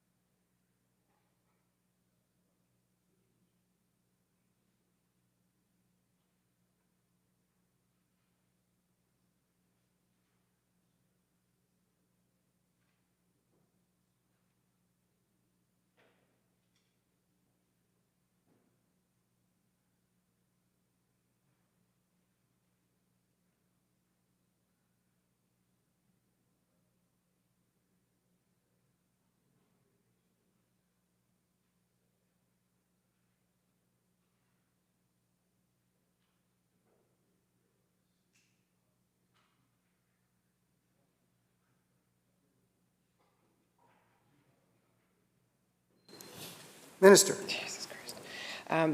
Thank you. The intent is to include community forests with timber supply areas, although smaller ones could be excluded, and the actual size will be coming up in a clause, a coming clause. Stay tuned. Member. Thank you. Okay. So, okay, we'll have to wait for those sort of things. So community, the other thing I was just thinking about just in terms of landscape areas, and I'm sorry for carrying on about this, but you know, this is at the heart of what we're trying to design here in terms of the landscape plans. I'm trying to understand. So timber supply areas, for the most part, follow things like highlands and water and various types of terrain. In some cases, of course, those divisions can be pretty arbitrary, and I'm thinking about, you know, for example, the Maurice TSA and the Houston the Nadine TSA. Two areas where one area has often talked about combining the two areas because it's volume-based, and some areas have said, no, we don't want them combined. And so there's lots of contention between companies and communities around the size of an area that may be considered under what used to be called the timber supply area, but now that would be considered under a forest landscape area. And so, because of those concerns of the potential size of, you know, inclusions of other areas, and you may have, for example, you might have First Nations that span across multiple current supply areas in terms of their traditional territory that may want them combined. And so, how do you deal with this sort of friction points that may come up between what a First Nation may want in terms of combined or separation versus communities' interests in terms of what that is versus, quite frankly, you know, forest management in terms of the best management or best size for managing, you know, the needs of the forest and you know, the various restrictions that come as part of it. So I'm just trying to understand how all of these pieces come together to define what will end up being a forest landscape area.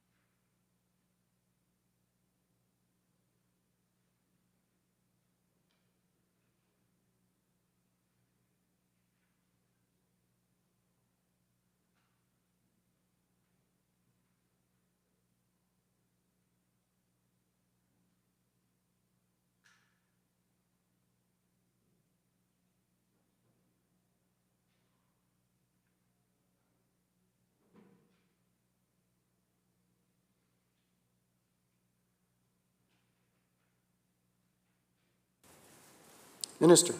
Thank you, Chair. So where overlap with First Nation values, they will be implemented in any of the forest landscape plans that are developed. So those will be worked out at that table. And again, the intent is to maintain timber supply areas or timber forest license areas. Thank you. And maybe this is better question better for one of the other sections, but this is going to be a government-to-government discussion between the Chief Forester's Office and the Chief Forester's Office and First Nations in terms of defining these areas. And so at what point do community interests or others have an opportunity to be able to provide their perspective and potentially influence, and how much weight will those other perspectives come into play in terms of the decisions?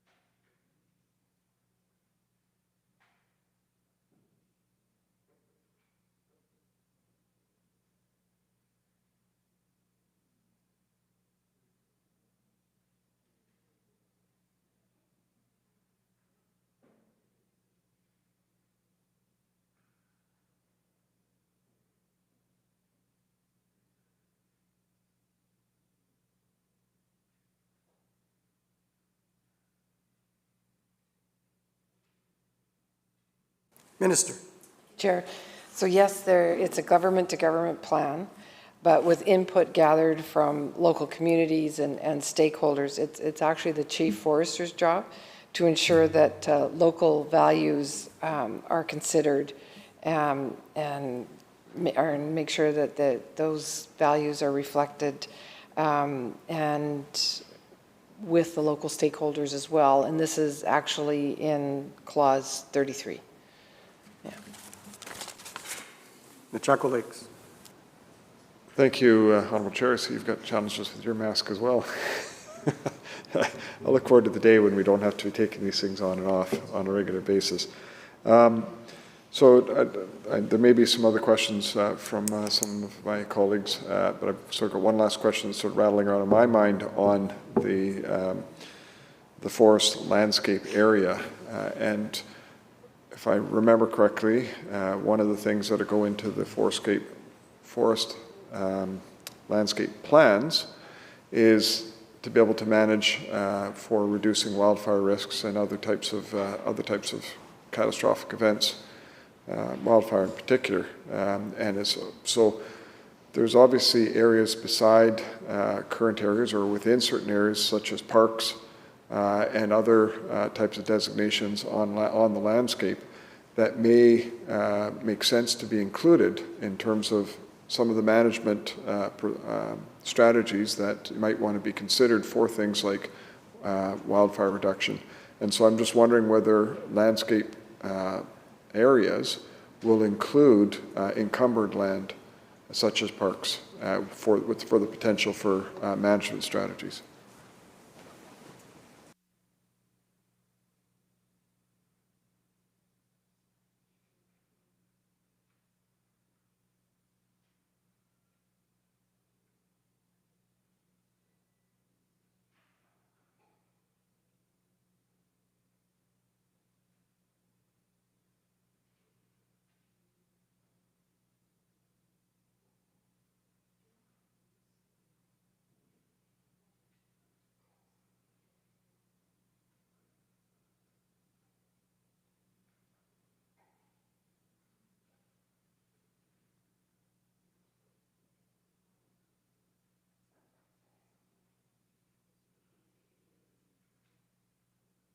Minister.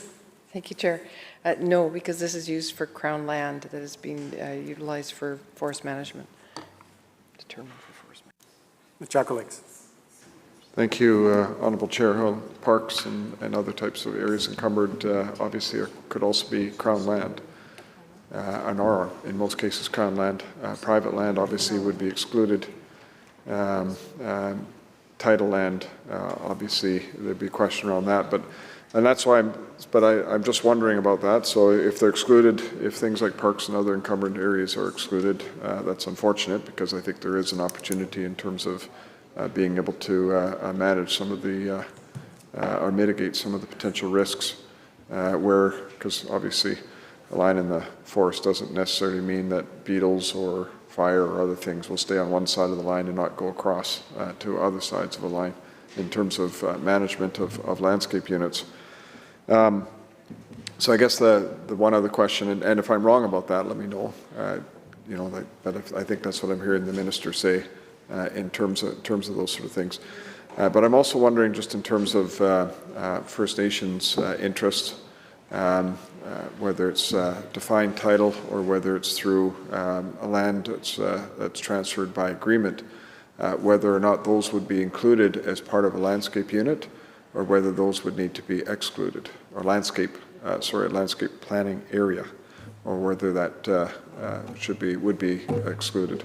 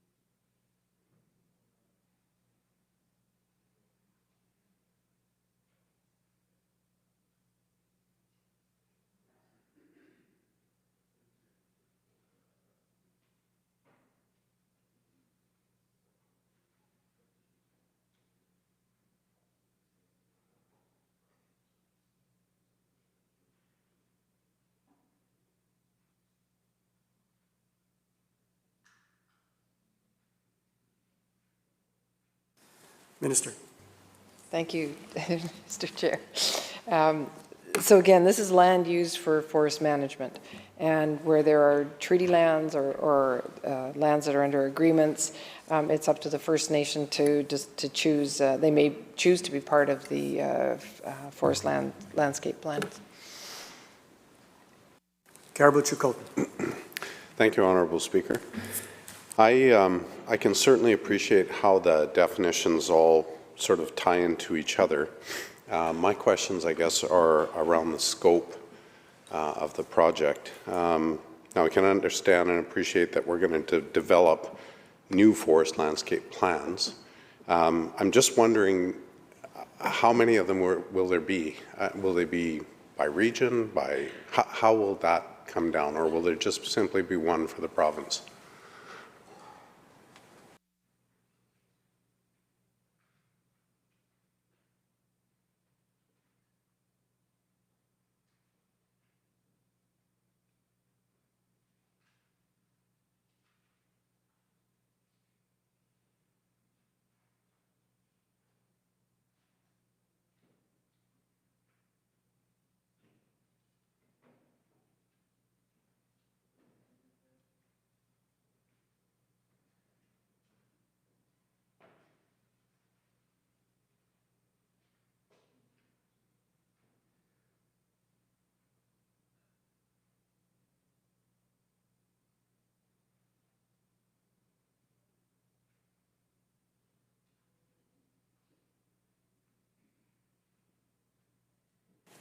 Minister.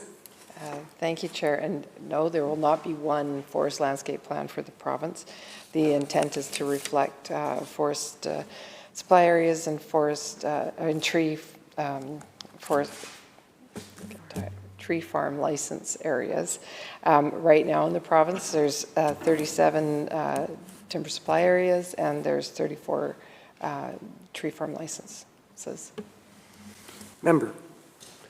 Thank you.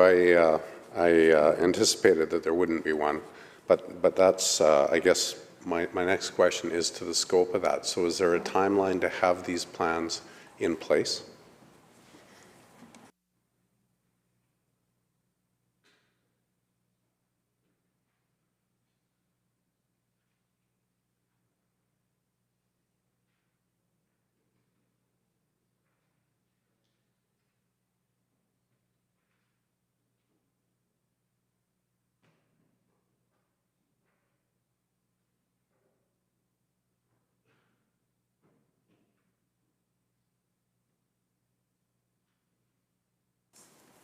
Minister.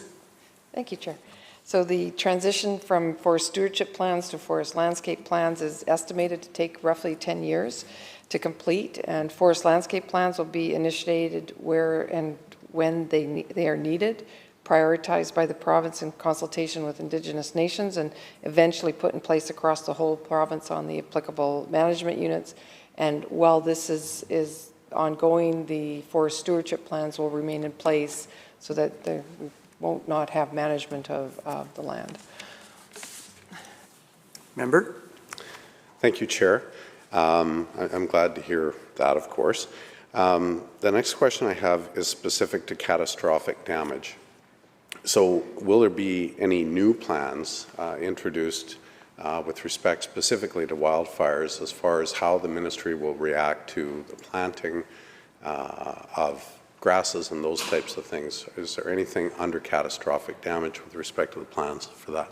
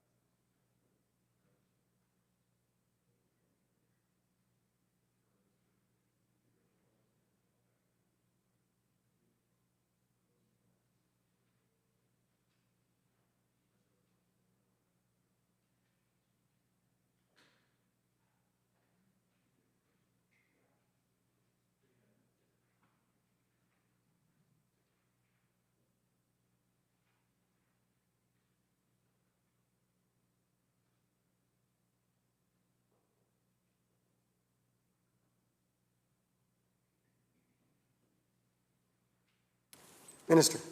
Thank you, Chair. So Clause 79 allows for reforestation in areas that are affected by catastrophic damage. Senate's North and the Islands.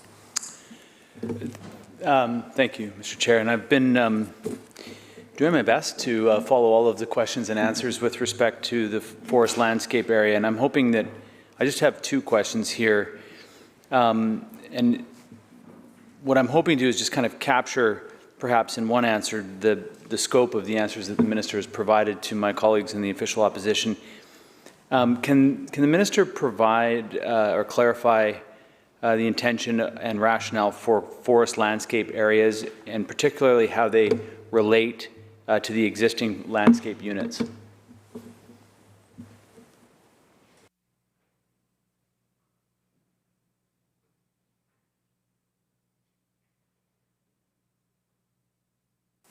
Minister.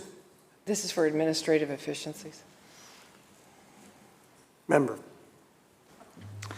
Thank you. And I guess where maybe perhaps I've been having some challenges in many of the responses, there's been like direct references to Indigenous nations or Indigenous people. And my understanding is that this is just generally applicable and doesn't necessarily apply to Indigenous nations.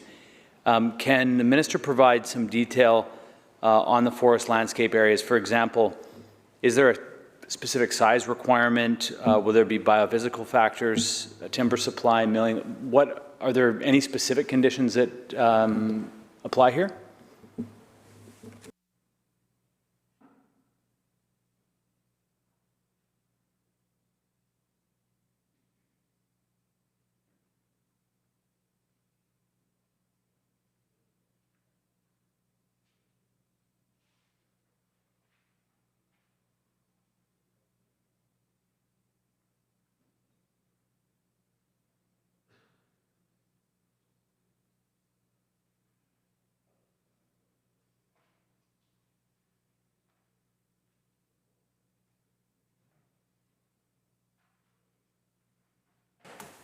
Minister.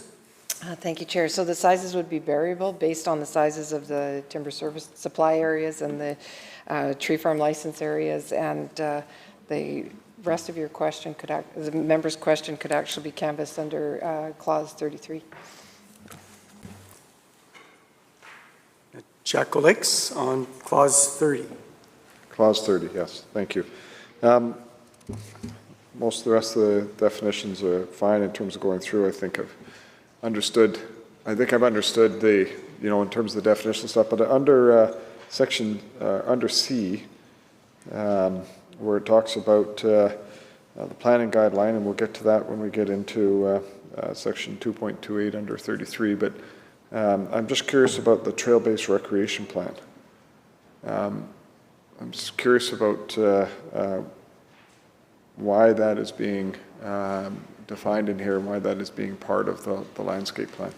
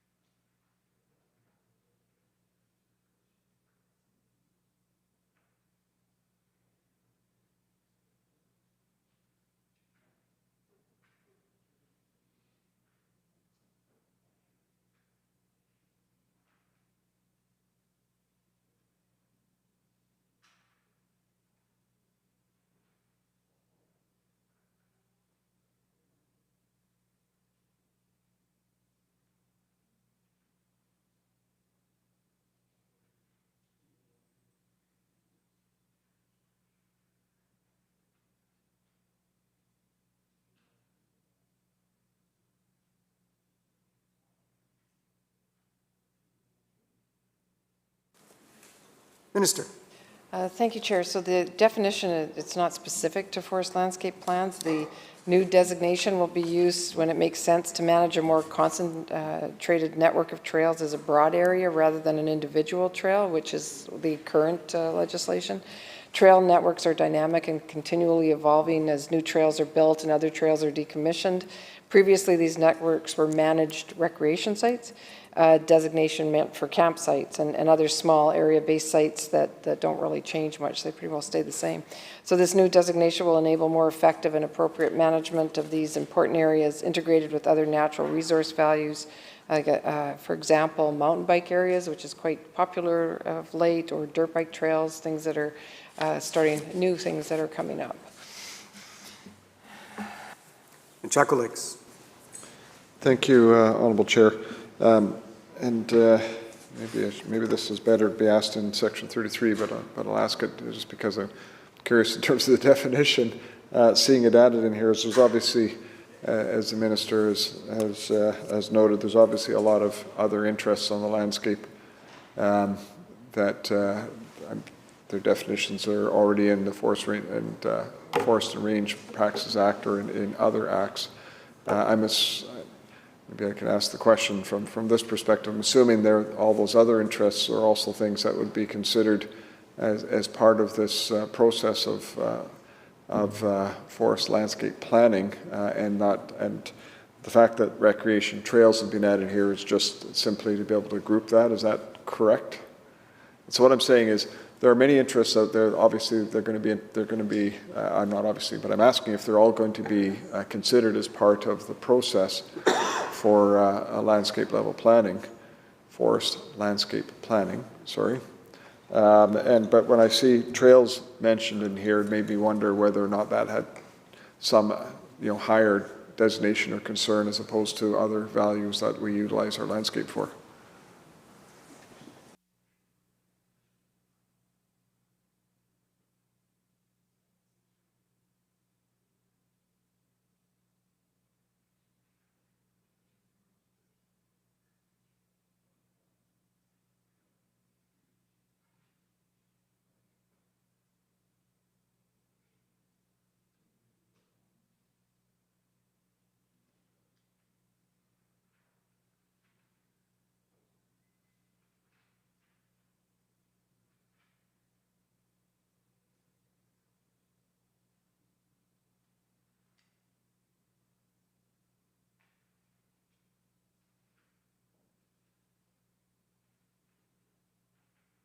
Minister.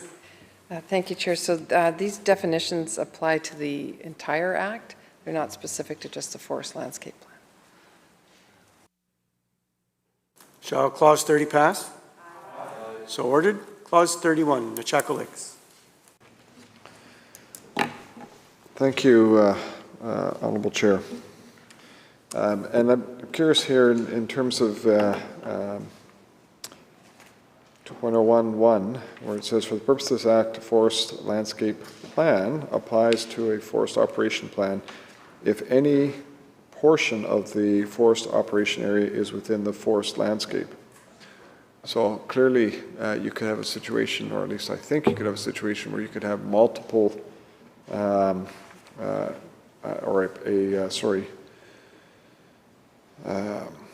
operations plan, this is what, okay, sorry. The forest, we haven't gotten to talking about forest operational plans yet, but so you could potentially have a forest operation plan that overlaps with multiple forest landscape plans. And so this says that a forest landscape plan applies to a forest operation plan if any portion of the forest operation area is within a forested landscape area. So if you have a plan that happens to go across multiple areas, how do you determine if do the rules of both apply to both sides, or is one aside to one side? It just was confusing to me when I looked at it, in that this seems to imply that a forest landscape plan will apply to an entire forest operation plan if any portion of it is in there, but it could be in multiple plans. And so that's why I'm just wondering how this plays out, where you may have that situation.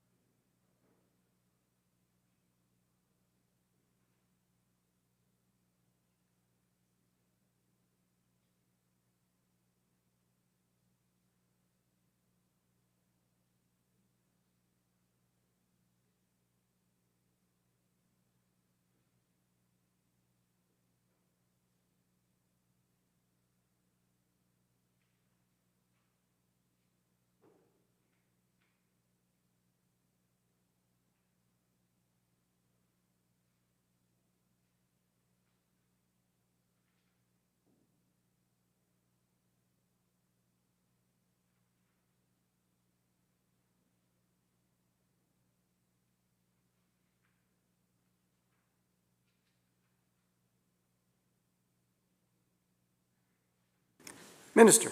I need the whiteboard again, Mr. Chair. So if you have forest landscape plan here, forest landscape plan here, and you have the forest operations plan that covers both of them, that portion of the forest operations plan is governed by this forest landscape plan, and this portions of the forest landscape plan operations plan is covered by this portion of this forest landscape plan. I think the minister did really well without the whiteboard. Chaco Lakes. Thank you. Maybe we'll have the technology so we have this on our desks so we can start drawing and pointing and have it displayed up, heads up. I mean, who knows? Maybe that technology will be there next term. Come to think of it, I actually think we have some of that type of technology in other jurisdictions already. But I'm sure we don't have the budget to retrofit the legislature at the moment. But sorry, that's a side tangent. So the reason, like I say, for asking this is if a forest landscape plan applies to a forest operation plan, if any portion of the forest operation plan is within the forest landscape area. So that's just, so I'm just, okay, for clarity, because I had read it differently.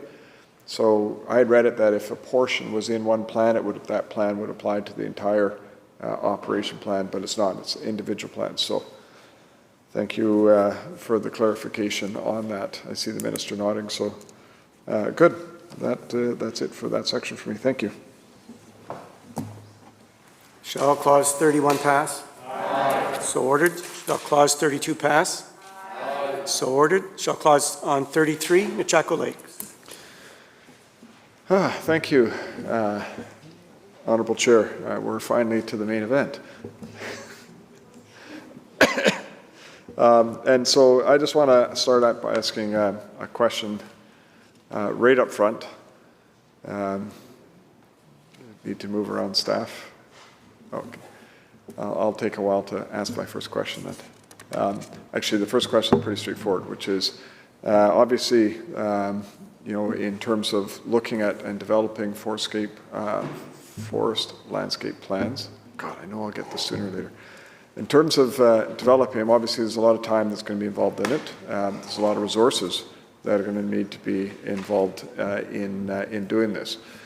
Over a 10-year period, you know, with you know, probably 150, 160 nations that have a forest interest, maybe 165, whatever that number is, around the province. There'll be a lot of work that goes into this, both on the First Nation side as well as on the Chief Forester side. And so the one thing that is not in here, and I did not see in the estimates of the Minister of Forest Lands and Natural Resource Operations, was a budget to actually undertake this work. And so the first question I've got around this is, will there be a supplemental budget coming in so this work can start right away, or is this something that once this bill passes, assuming it passes, won't be implemented until the next fiscal year?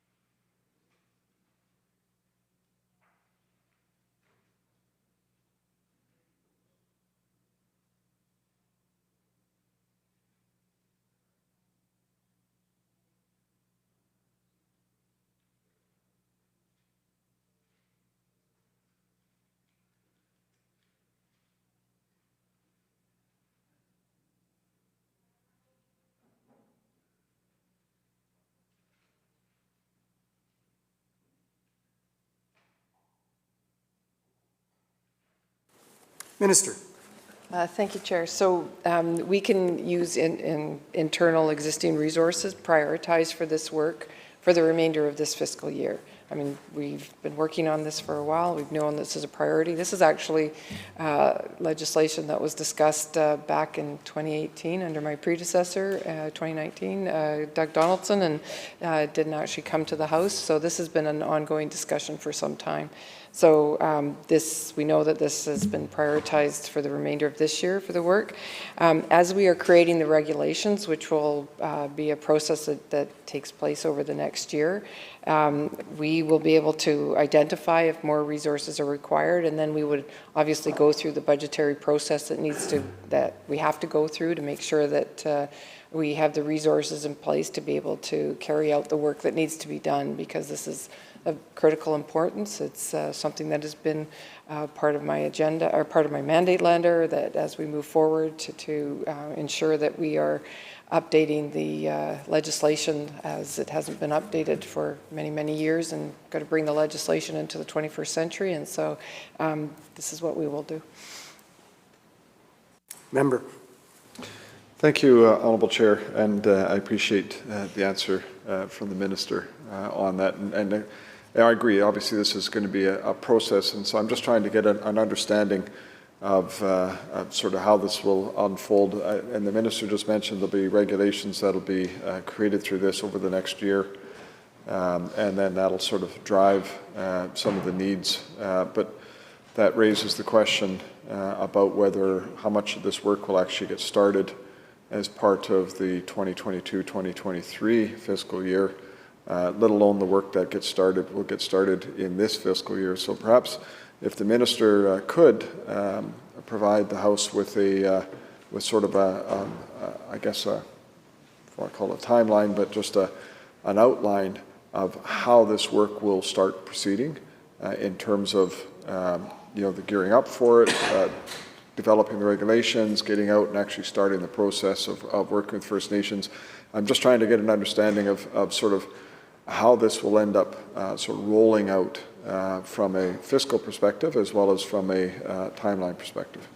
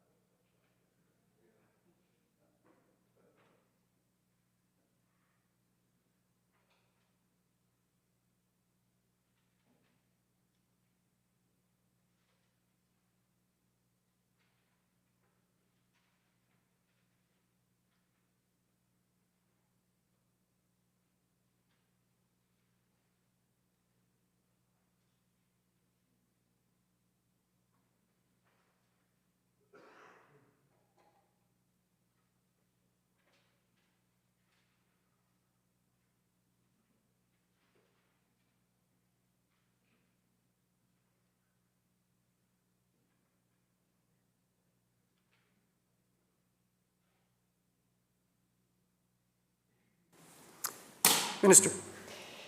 Thank you. So as I said, we feel it'll take about 10 years to fully implement the entire, the plans across the province. Right now, we currently have 4 pilot projects that are working on forest landscape planning.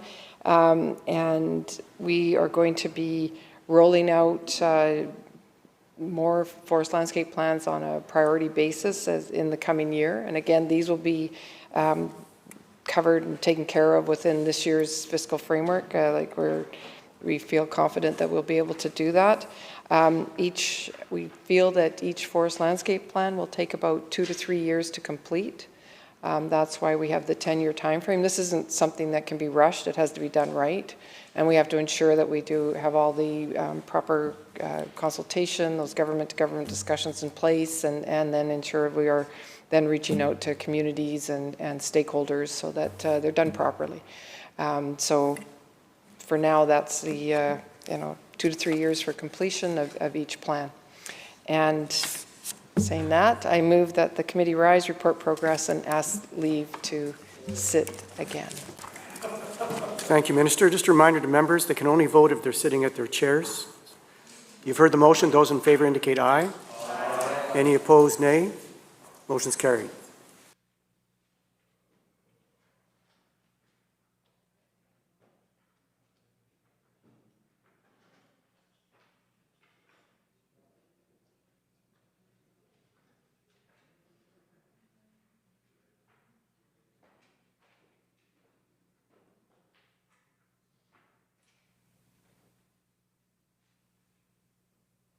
Chair.